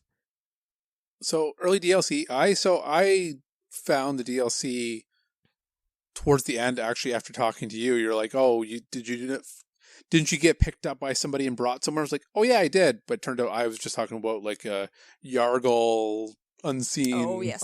prison. Yeah. So we had a miscommunication. We were talking about like, yeah, of course I got picked up and all this stuff. Yeah, I'm talking And about then a he's big like, monster no, picking like, you up. And this you're like, is- I'm talking about a big Yeah, monster like- picking you up. Like, it's the same thing, but not the same thing. Yeah. So yeah, I found that like that was the area I found that I finally had to stop treating the little enemies even as you actually had to pay attention to even the little enemies a little bit more than you used to because they're the whip guys with the like Yes. long range, very fast. You had to get to their inside really quick, or you're gonna get destroyed. I died a whole bunch right at that very first section. There's a guy with a whip. When you're walking up the stairs, you don't even have to go up there. But I was just trying to figure out how to fight those enemies. I don't know. I probably died on just a regular enemy like 5 times before I could figure out how to actually fight them. It was like the first time I actually had to think about, don't just get in there and, don't just fight and do the same thing I always do. I had to speed up. I had to play Bloodborne, I guess, the way they intended a little bit. I dropped the heavy weapon and I went in for the quick hits, and it forced me to kind of do what they wanted probably the whole time. It's so interesting that the And DLC then, is so different in that way. It felt like almost a different game. Yeah, a little bit. Like it's the same. It complements it so well. It's like it's this extension that is different enough, but it's still Bloodborne. But yeah, I think it elevates the game so much than just playing the base game. And then, if we're going to talk about Ludwig, I had the same thing. Because, like, Travis and I were actually, it was a funny dynamic. Because, like, we kind of kept going, leapfrogging over each other. Because depending on when we could play the game. So we talk, where are you at? Where are you at? And then we both got stuck at the same spot. We finally both got on Ludwig. And that took me, I don't know, 30 tries probably to beat him. Oh, But I did way more than 30 tries, Alex. I'm silly. I can't even count. I have no idea where I was. The amount of times I just immediately died walking into the room. But that was the first time in the game that I really had that experience of like, you got in that, like, I got it. The time I beat him was like that. I was in that flow state where like it feels so good. You feel like you could read every movement they were doing that one time, but it all came together. And there's nothing really in gaming that I can think of that kind of beats that exact moment when you figure out their whole moves and chain it all together. Yeah, that was the peak Bloodborne for me for the entire game. I liked it better personally even than like the final boss of the DLC. yeah, me too. I think that's the thing. I think the DLC is so challenging that then by the time we got to the final bosses, it was kind of like, oh, I did that on one shot. Like that was a little anticlimactic, right? Definitely brought down the main game boss after doing DLC just came at nothing almost. Yeah, I know. A blip. Like the final in the white flower Main game field. Yes. Yeah, especially after because Gehrman. Yeah. Gehrman and then Moon Presence, yeah, or whatever. Yeah, because you both made sure to consume 3/3 of umbilical cords. Because why not? Because that's what you have to do in Bloodborne. I was definitely not going to. I was not going to play this game again, so I made sure that I did everything I needed to do to get to the final bosses before that. I'll look at a guide. I did use a guide like occasionally with this game just to kind of get a sense of like how far I am, where am I going, what am I doing. And then if I was struggling, it was like, what tips can I possibly use to get myself through this difficult boss? But really, that didn't happen in the main game. That was definitely all Ludwig and Orphan of Kos. Once we get Orphan of Kos is one of my favorite bosses that I hate playing, but it's fun. Yeah, because you're just kind of like on the edge at all times, where he's so fast that you feel like you're like just evading death over and over and over again. And then when you get a hit in, you're like, okay, and it's just it feels like you're on this like tightrope, just trying to survive and trying to kill it. And it just makes it so engaging the entire time. I love Orphan of Kos. The first time, I don't know, it probably took me 50 tries. It took me a lot of tries again this time, but I enjoyed it just as much. I didn't know if I would or not, but no, I still love Orphan of Kos. I will go back and do it again. Maybe not next time because it's a speed run, because that will set me back. But yeah, I'm like, oh, it'd be nice to do that again, even though it's really hard. Yeah, I think by the time I got to Orphan of Kos, like, because between there's Lady Maria. Oh, and I think like Lady Maria too. Lady Maria, I really like her a lot. I think because Ludwig had broken me, I got discouraged quickly with her. Like I'm like, oh no, I've hit another wall. You know what I mean? But then, literally just enough tries, you get through her pretty easily. Right before that, I have to call out the boss. Right before the Living Failures, hilarious name for a boss. I just literally want to just send people screenshots. Like, I think like the biggest own would just be send someone a screenshot if they screwed up being like Living Failure. Yeah. Like, that just sounds so funny to me. What a ridiculous name for a boss. Throw that out there. But yeah, I felt discouraged at Lady Maria really quickly, but then regained my confidence beating her fast enough that then by the time I got to Orphan of Kos, he felt doable after knowing. I think Orphan of Kos is interesting because, like, he's smaller. The space is so much bigger.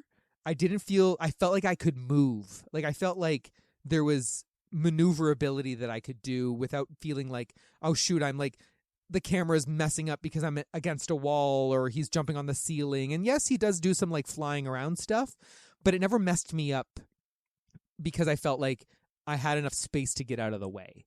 And that's where I was like, okay, I think I can parry some of this stuff. And like, there's definitely like a move that he does when he's rushing towards you and he dives over you. And as long as you just like kind of step forward a little bit, he completely misses you. You can turn around and backstab him. Yeah. You can turn around and just straight up backstab him. And it was great. I was like, oh, do more of these. Come at me. It was very much a like, come at me, bro. I want you to like run at me. I'll run away. Run at me. No, stop throwing your projectiles. Run at me because I want you to like, because I know I can just like step forward, turn around and like visceral you. So Kos took me a long time too. Not nearly as long as I think Ludwig did, but once again, I think me and Alex both timed out at the same spot, struggled with Kos, and then Alex beat it, and legitimately, no more than 20 minutes after he sent me the screenshot of like Prey Slaughtered, I beat Kos, and I was like, okay, that's all the motivation I needed. I just needed to be done with Kos. Like, I'm done. Hooray. Did it. And after that, I think I knew I was over the hump. Like, oh yeah, because I knew the rest of the game after that, after all the hype of like, this is going to be the hardest one that you're going to fight, I knew that I had done it. And so I felt the feeling of like, I did that. Yeah. Like, proud By of then myself you're pretty feels a little overpowered. silly, but like also, yeah. Yeah. Pretty overpowered for the base game at that point. Yes. If you do the DLC before the end of the Bloodborne, like it's that you should be pretty overpowered for the last couple boss fights. Because you struggled with Kos too a bit, right, Alex? I did struggle with Kos a lot, and I found like when he went into like his phase when he was like half health, my God, like it was just brutal. Like the first phase I found it very. You could go pretty slow. Like you can step way back. He kind of walks wait for around. him to come to you, fast. and like it's the pace of the second phase. The second phase is where I struggled tremendously. There's a while there, like you're kind of saying, like you can kind of slow things down, but once you hit that second phase, there's no slowing down. You have to just keep moving. You're on edge, literally nonstop. And I like how you're like, oh, the map is so big. It feels big on the first half until the second half. When there is you can't make enough space. Like there is no space. You know, so as much space as there is, it's really it could be a quarter the size. It wouldn't make any difference. It feels like once you get to that phase. It's funny because like I think I spent so much time with the first phase of Kos that like my impression of like, oh, there's so much space. It's kind of like I didn't get a lot of practice on the second phase. for a really long time. Like I was stuck on that first phase for so long that like I would maybe activate that second phase, never get any practice because he'd kill me pretty instantly. And then so it wasn't until I think I just got a really good run and I didn't really have to like master much in that second phase to get through it. I think there was a bit of luck involved. Yeah, it took you because I think you did it pretty quickly, like quicker than I did, but not by like a tremendous amount, right? I'm not so sure it was faster or it was just I had more time. Maybe at the moment at the moment that we happened to have been playing, it was just I maybe had more time. Yeah, I was probably on. I'm probably for about 2 or 3 hours, probably trying to beat him. I don't know how many tries that was because the run to him was easy. So right. Yeah. It took a while. I loved that little entryway when you're walking up to him too, when there's like that little cave of all the people like praying towards him. You gave me like the best tip that I never even considered was send the elevator back up so that you know that when you die, because you're taking an elevator down, and I just like a dummy takes the elevator down, walks straight to the boss. And then it's like, oh, shoot, now when I died, I have to recall the elevator every time. I never thought, send the elevator back up. And then that way when I die, I just have to come back down again. I never even considered that. Like, that was like genius level, like thinking. Take the extra 2 seconds and realize that you're going to die and just do it again. Yeah. Might as well accept that my failure's coming. This is going to happen. I'm going to die. I might as well just make my life just a tiny bit easier for a second. Yeah. Well, that's the Orphan of Kos is the boss of the fishing hamlet. I have to say the fishing hamlet and also the what's it called with the place where the living failures are. With those things, the DLC I think also pushes the lore forwards a little bit because you get like more aspects of There's an NPC that's just like checking in with you right randomly, like most of the time. What's his name? Simon? Does that make sense? Oh, yes. There is Simon. I think that's the thing. I think the DLC, there's an NPC that's kind of not guiding, but essentially he is like every stopgap, he reappears. Mm-hmm. And so it kind of feels like, oh, you're interacting with someone a little bit more regularly and kind of giving you, I think you're talking a lot more to people. Like you're talking to some guy locked behind a jail cell. Like there's a little bit more discussion happening. So it's not just like random snarls and gurrs and monsters coming at you and you have no idea like what anything means because they're actually like kind of giving you it in dialogue, which is a little bit more easier to it's a little bit more easier to digest because you're like telling it to me instead of me having to go out of my way to read it, right? So very helpful. I feel like it just like pushes forward this aspect of group like populations of people who are less basically the downtrodden being used for experiments, let's say. Like living failures are all like the people who experiments were done on them to try and use like the old blood to try and reach up to the celestial beings or whatever. They're being used for experiments to try to advance science. And then all these poor people, living people in the, what is that area called? It is in the research hall? I can't remember. The research hall. Yeah, I think, Who are like, please kill me. Who are all suffering.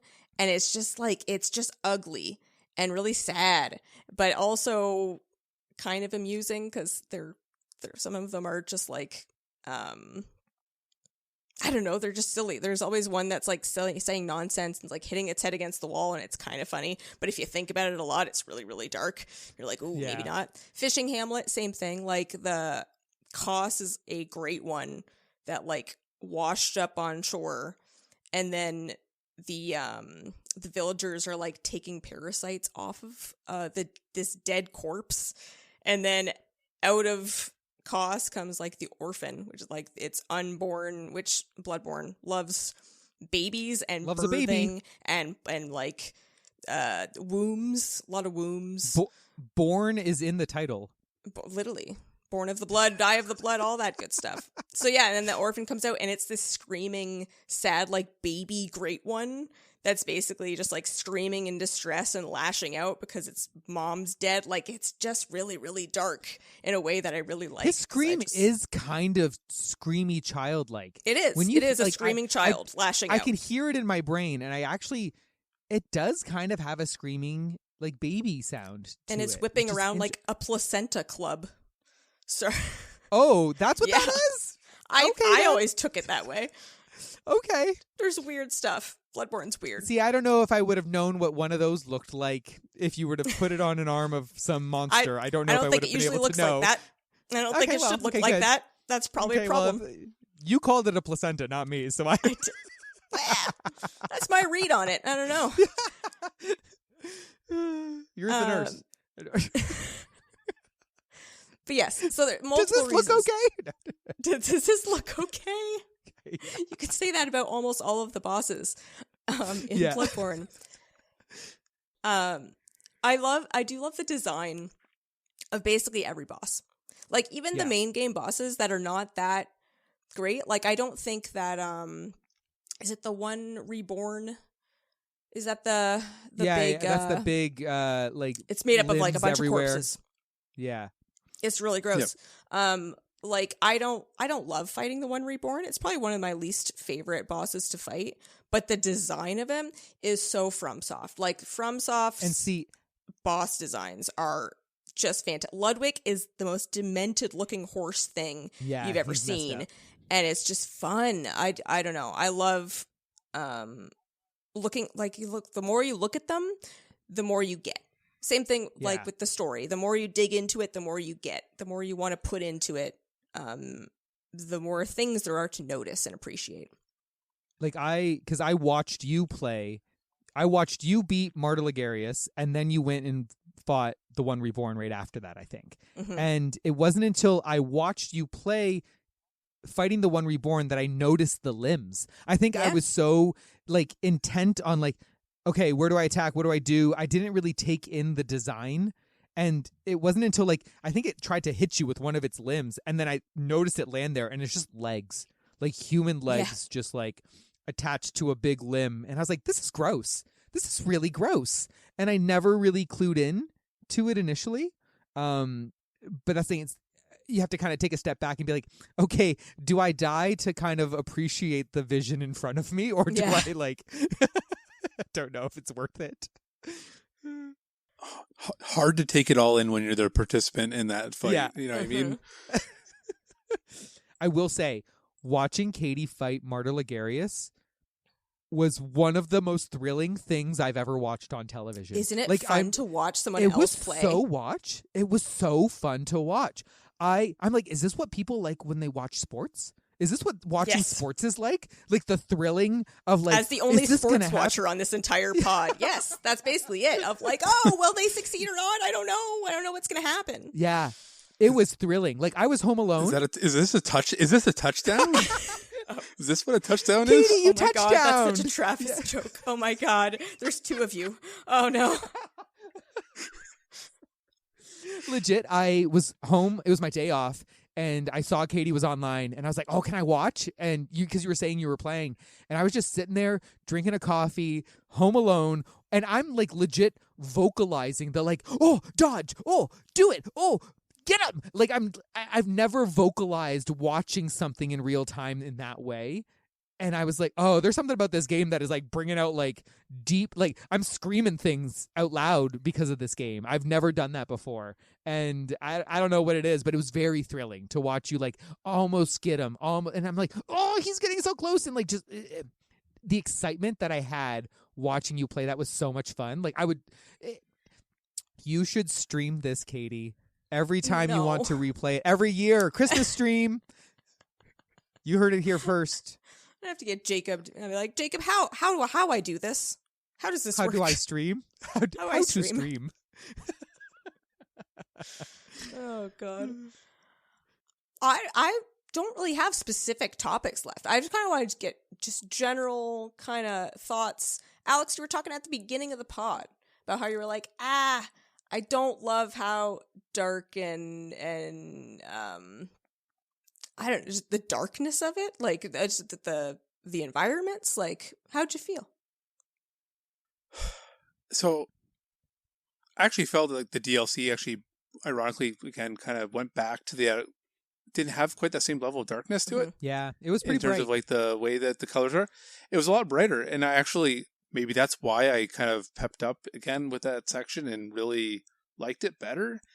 Being like kind of like that outdoors, it didn't have like that blood moon effect kind of going over it. It felt a lot better, and I think the DLC kind of saved that game for me in a lot of ways. I think Bloodborne itself, the main game, would have been somewhat forgettable because I didn't. I think that's your new most with the controversial plot. gaming opinion. I think that's what that is. Maybe like I don't. I was expecting it after hearing so much about it for years. I have friends that call it like, Best Born and all these other things, and I'm like, okay. I was expecting, maybe because it was hyped up in my head, to be something more than it ended up being. It ended up falling a little flat for the main game. The DLC really saved that feeling that I got inside of the Dark Souls games more often, of basically the challenge of overcoming a big challenge. And that is what motivates me to kind of play games a lot of times, that overcoming something. And without that, it felt flat. Was it just too easy for you? Coming from Dark Souls? Like the main game? I that must be probably why it felt, yeah. I would say that's probably it. Probably lacking that reward. It didn't have the reward attached to most bosses were 1 to 5 tries max, I would say, probably in the main game. And it didn't have that same thing until I basically got to DLC. So if it wasn't for the DLC, it wouldn't have registered for me probably in any real way. Fair. Also, did you notice there, like I said earlier, there are a lot of interconnecting things between Dark Souls games and Bloodborne. Like, there are little tidbits that are sprinkled throughout. Did you run into Patches? Patches the merchant from Dark Souls. He is in this game. So this is actually a funny little thing that Travis and I had talked about. He's talking to me. He's like, "Oh, I'm doing these side quests and all these little things," and I'm like, "Side quests? What are you talking about? This is Dark Souls. What are you like? This is Bloodborne. Like, what are you talking about? Side quests? There's like, a lot of side quests. You guys mentioned like Eileen the Crow and all these things. I'm like, what are you? I swear, it's like I just walked through the game, missed everything. He's telling me, oh, if you walk by a house and it's got a torch with a different light color on it, you can interact with it. And I'm like, just not things I did. I missed an astronomical amount of details. That's what I was saying. 5% is pretty much what I feel like I got out of this game. I've demoted myself down to that level. And maybe that's why maybe my experience also came across a little flat, because I lacked the plot. The challenge was not really there, and then it just kind of missed on a few levels for me. Yeah, the side quest stuff was more stumbling into it, but that's probably because I spent so much time in some areas. Like, because I struggled with, like, getting through some of the earlier spaces, I ended up, like, exploring a little bit more, because it's like, okay, I know there's enemies here, I'm gonna go this way. And you know what I mean? And I probably stumbled into more things, or, like, because I wasn't getting... I had, like I said early on, I had like a fear of, like, progressing a little bit, because I was too scared to kind of, like, I was too scared to die, so I was too afraid to lose the progress. So I felt like I had to take every enemy so slow and everything like that. And then, so I think that's why I probably stumbled into more things earlier on in the game. But on the flip side of that, it's almost like I personally gained a new amount of insight myself, that, like, stuff just stopped bothering me. I wasn't as afraid anymore of, like, what was on screen. I'm like, oh, I've seen this kind of thing before. Oh, okay, that's just like a messed up dog now. Like, okay, this is just a bunch of bodies. Like, You're so jaded. I'm so jaded. I have so much insight personal insight into like I've seen some stuff now, and so it didn't frighten me as much. Not frightened in the like I'm legitimately scared, but just like scared of how this thing is going to interact with me, and I don't want to lose the progress that I'm doing, right? And once I felt more comfortable, I think I started progressing so much faster that I think, like we said, that first area I know pretty clearly. But like, if you were to tell me, like, describe that that area leading up to the one reborn, I feel like I just kind of ran through that space. Like, I really just like I booked it, and it's like, oh, can I run past all these giant boxes of corpses? Yeah, I'm going to do that because I don't really want to fight them. I want to get to the next boss so I can keep making progress. And so I did book it through like later sections of the game, and maybe I missed a lot of like smaller details, but I was taking a lot of time in those earlier sections. But I don't know if there's additional side quests that would possibly happen later in the game, or is it all kind of set up so early that you then need to do that early in the game to then progress it further? I know that like when it came to the one woman that gives birth that you get the umbilical cord from, you have to get her pretty early to Odin Chapel. Like you have to, and then you have to keep her alive. And so I think there was a guy that one of you ran across, maybe it was you, Alex, that like some weirdo that what was he doing? I don't even remember I don't even think I found that guy, but that was probably in a space where I wasn't really looking to interact with anything, right? Yeah, so that's one of those funny side quests. You're talking to me like, oh, you gotta have all these people at the chapel and you're trying to keep them alive. And I think I got that quest, and then I came across some guy who was like had a bandage over his face, and looking back, I think he was like chewing on a body. And, I thought it would be like, hey, yeah, I'm looking for somewhere safe. Anywhere safe I can go? And I'm like, yeah, go back with all these other people. It's fine. It's fine. I'm seem sure like a you're normal guy. harmless. Normal guy. And Yeah, everyone's dead. Just a normal guy. I mean, that everyone was dead. And I'm like, oh, so there's more to this. And he's like trying to talk. He's telling me he's got to manage people. They're trying to kill other people and do all this stuff. I'm like, what are you talking about? I went in there, just a dead body. They left an item on it because it turned out the guy killed everybody. Oh, yeah. My God. We are lucky that we both found enough umbilical cords, because I think we stumbled into like, I messed one up and you messed that one up, because I think the what's her name's clinic is the other one that like we had both we both had different separate experiences from when we happened to hit the that area. And it's just the way that your gameplay, because it is so interconnected and all together, you end up having different playthroughs and you can kind of tackle things at different times. And I didn't expect that out of this game, if we're talking about like how everything is kind of all interconnected, right? So I think my original question was about patches, but that's okay. I have a different question. Ludwig, after you kill Ludwig, you can talk to him. His dead horse head corpse is on the ground and he's like screaming in agony. If you approach Ludwig's dead corpse body wearing any church garb, you'll come to him and he's like, oh, thank God, you're here to like not put me in my misery, but like to absolve me, to whatever, to give me comfort in death. And then he gives you the Holy Moonlight Sword, which is, I think it's called something different in Dark Souls. It's the big glowing blue sword in Dark Souls. He gives you that. And now you have that weapon, and you can do basically what Ludwig was doing when he's striking the moonlight strikes at you with like the magical strikes. It's Fierce Deity Link Majora's Mask. I'm sorry, what? That's going to go over your head. Wow. It's funny. I went Link to the Past, full health, when you could shoot the stuff out of the Master Sword. That makes sense. Yep, there we go. I was thinking that same thing. Yeah. But yes, that's another cool Dark Souls thing that's sprinkled in Bloodborne. It's really nice. Some little like fan servicey kind of thing, nice things to notice. But yeah, there's stuff everywhere to kind of discover. Mm-hmm. There's a bunch of NPCs.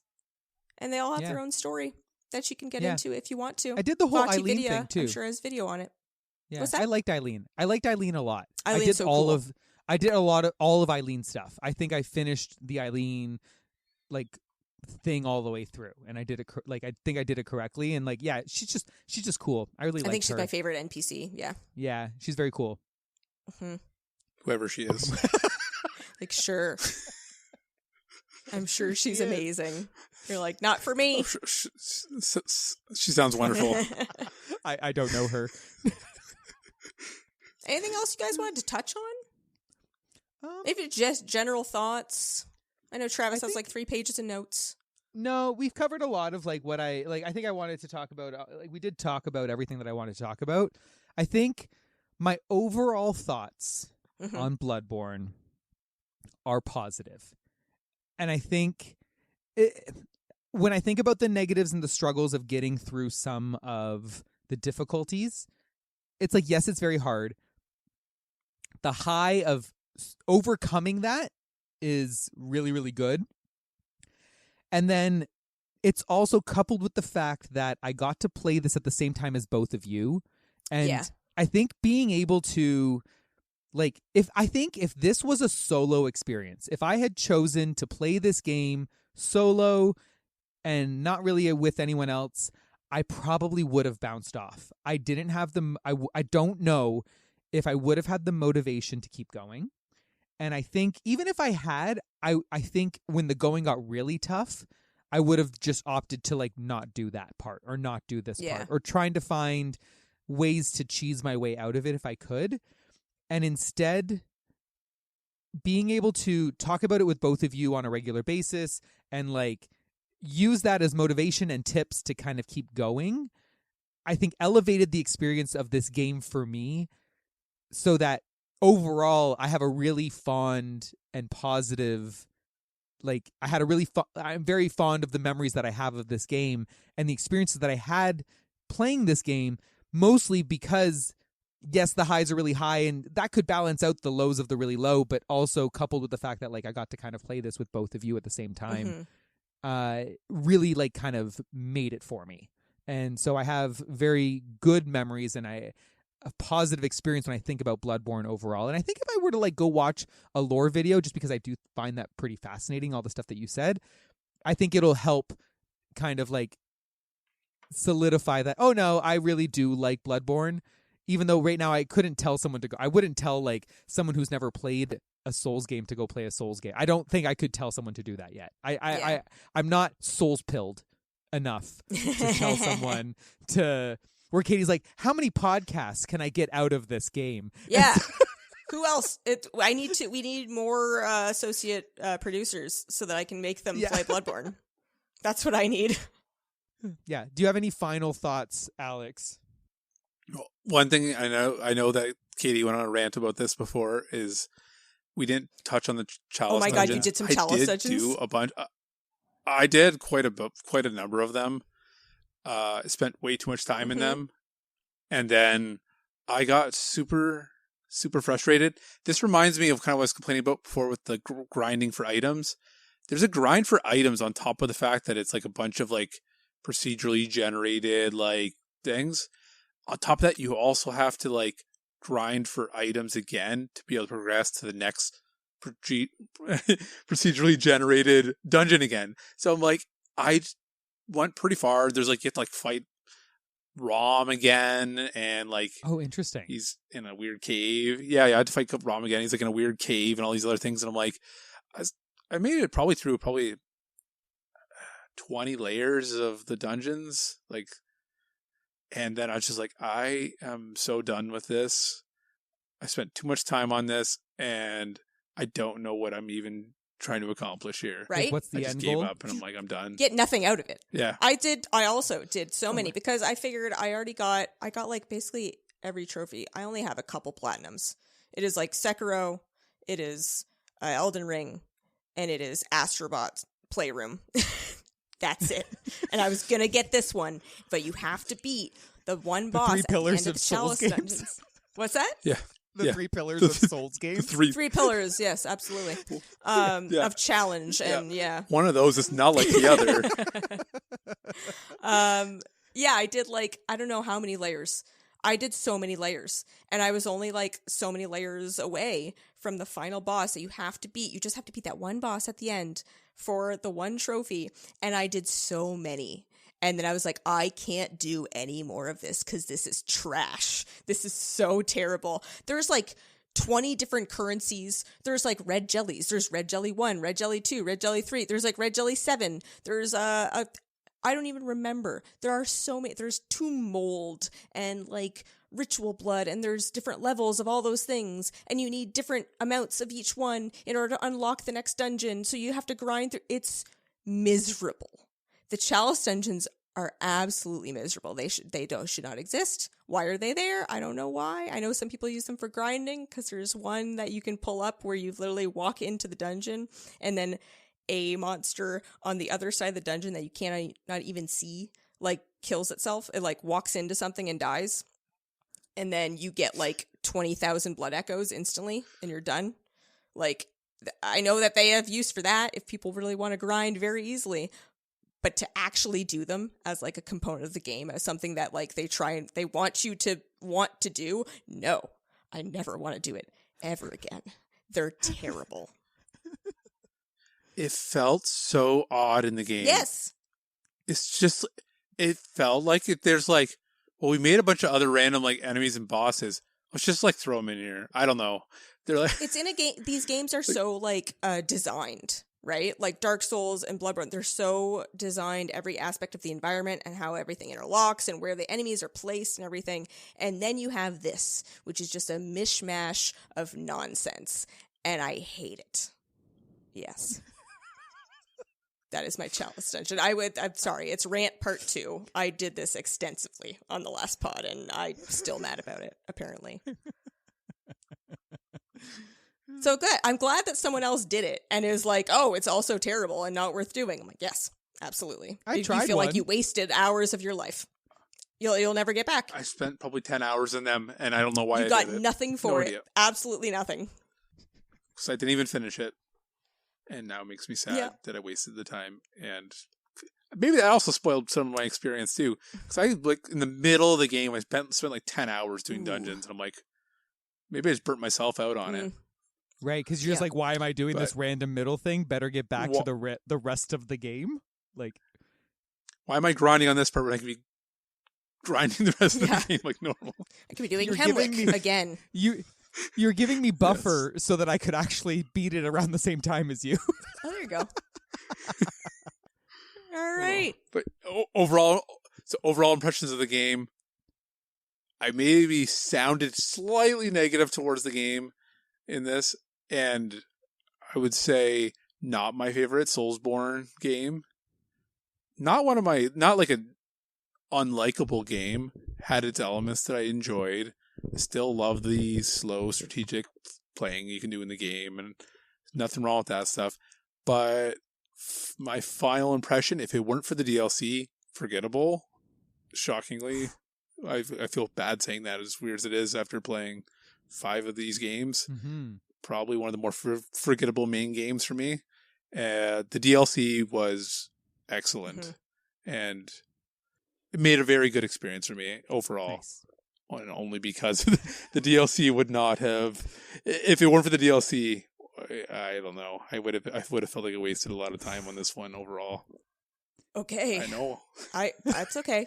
I could take that. It's all right. Katie's no problem. dying inside. My final impressions are I'll play it again next year. I think we'll see if we can get a streaming setup done. Yes. Oh my God. I was joking. Travis. I didn't know you were going to say only Travis I'll will watch it. But that's okay. He'll be touchdown. Happy. All right. I think that's a bit going to wrap it up. Yeah. So before we head out, Travis, where can the people find you on the internets? Oh gosh, I am on Blue Sky at traviscolnett.bsky.social. I am also on our Left Behind Discord. Oh, where can we find that? Ooh, that's leftbehindgaming.club/discord. I believe I said that right. But if you go there should be a big button. You can press Discord. You can go there, join our little community that we've built. We're always talking about what new games are coming out, game deals, off-topic stuff, all sorts of stuff. It's a lot of fun. Nice little community of people that we have built there. And I hang out there more often than I ever post on anything else on the internet. So find me there. Alex, can the people find you on the internet? Do you want people to find you? And if they can, where can you be found? I cannot be found. Amazing. Good for you, honestly. This is the correct life choice. It is.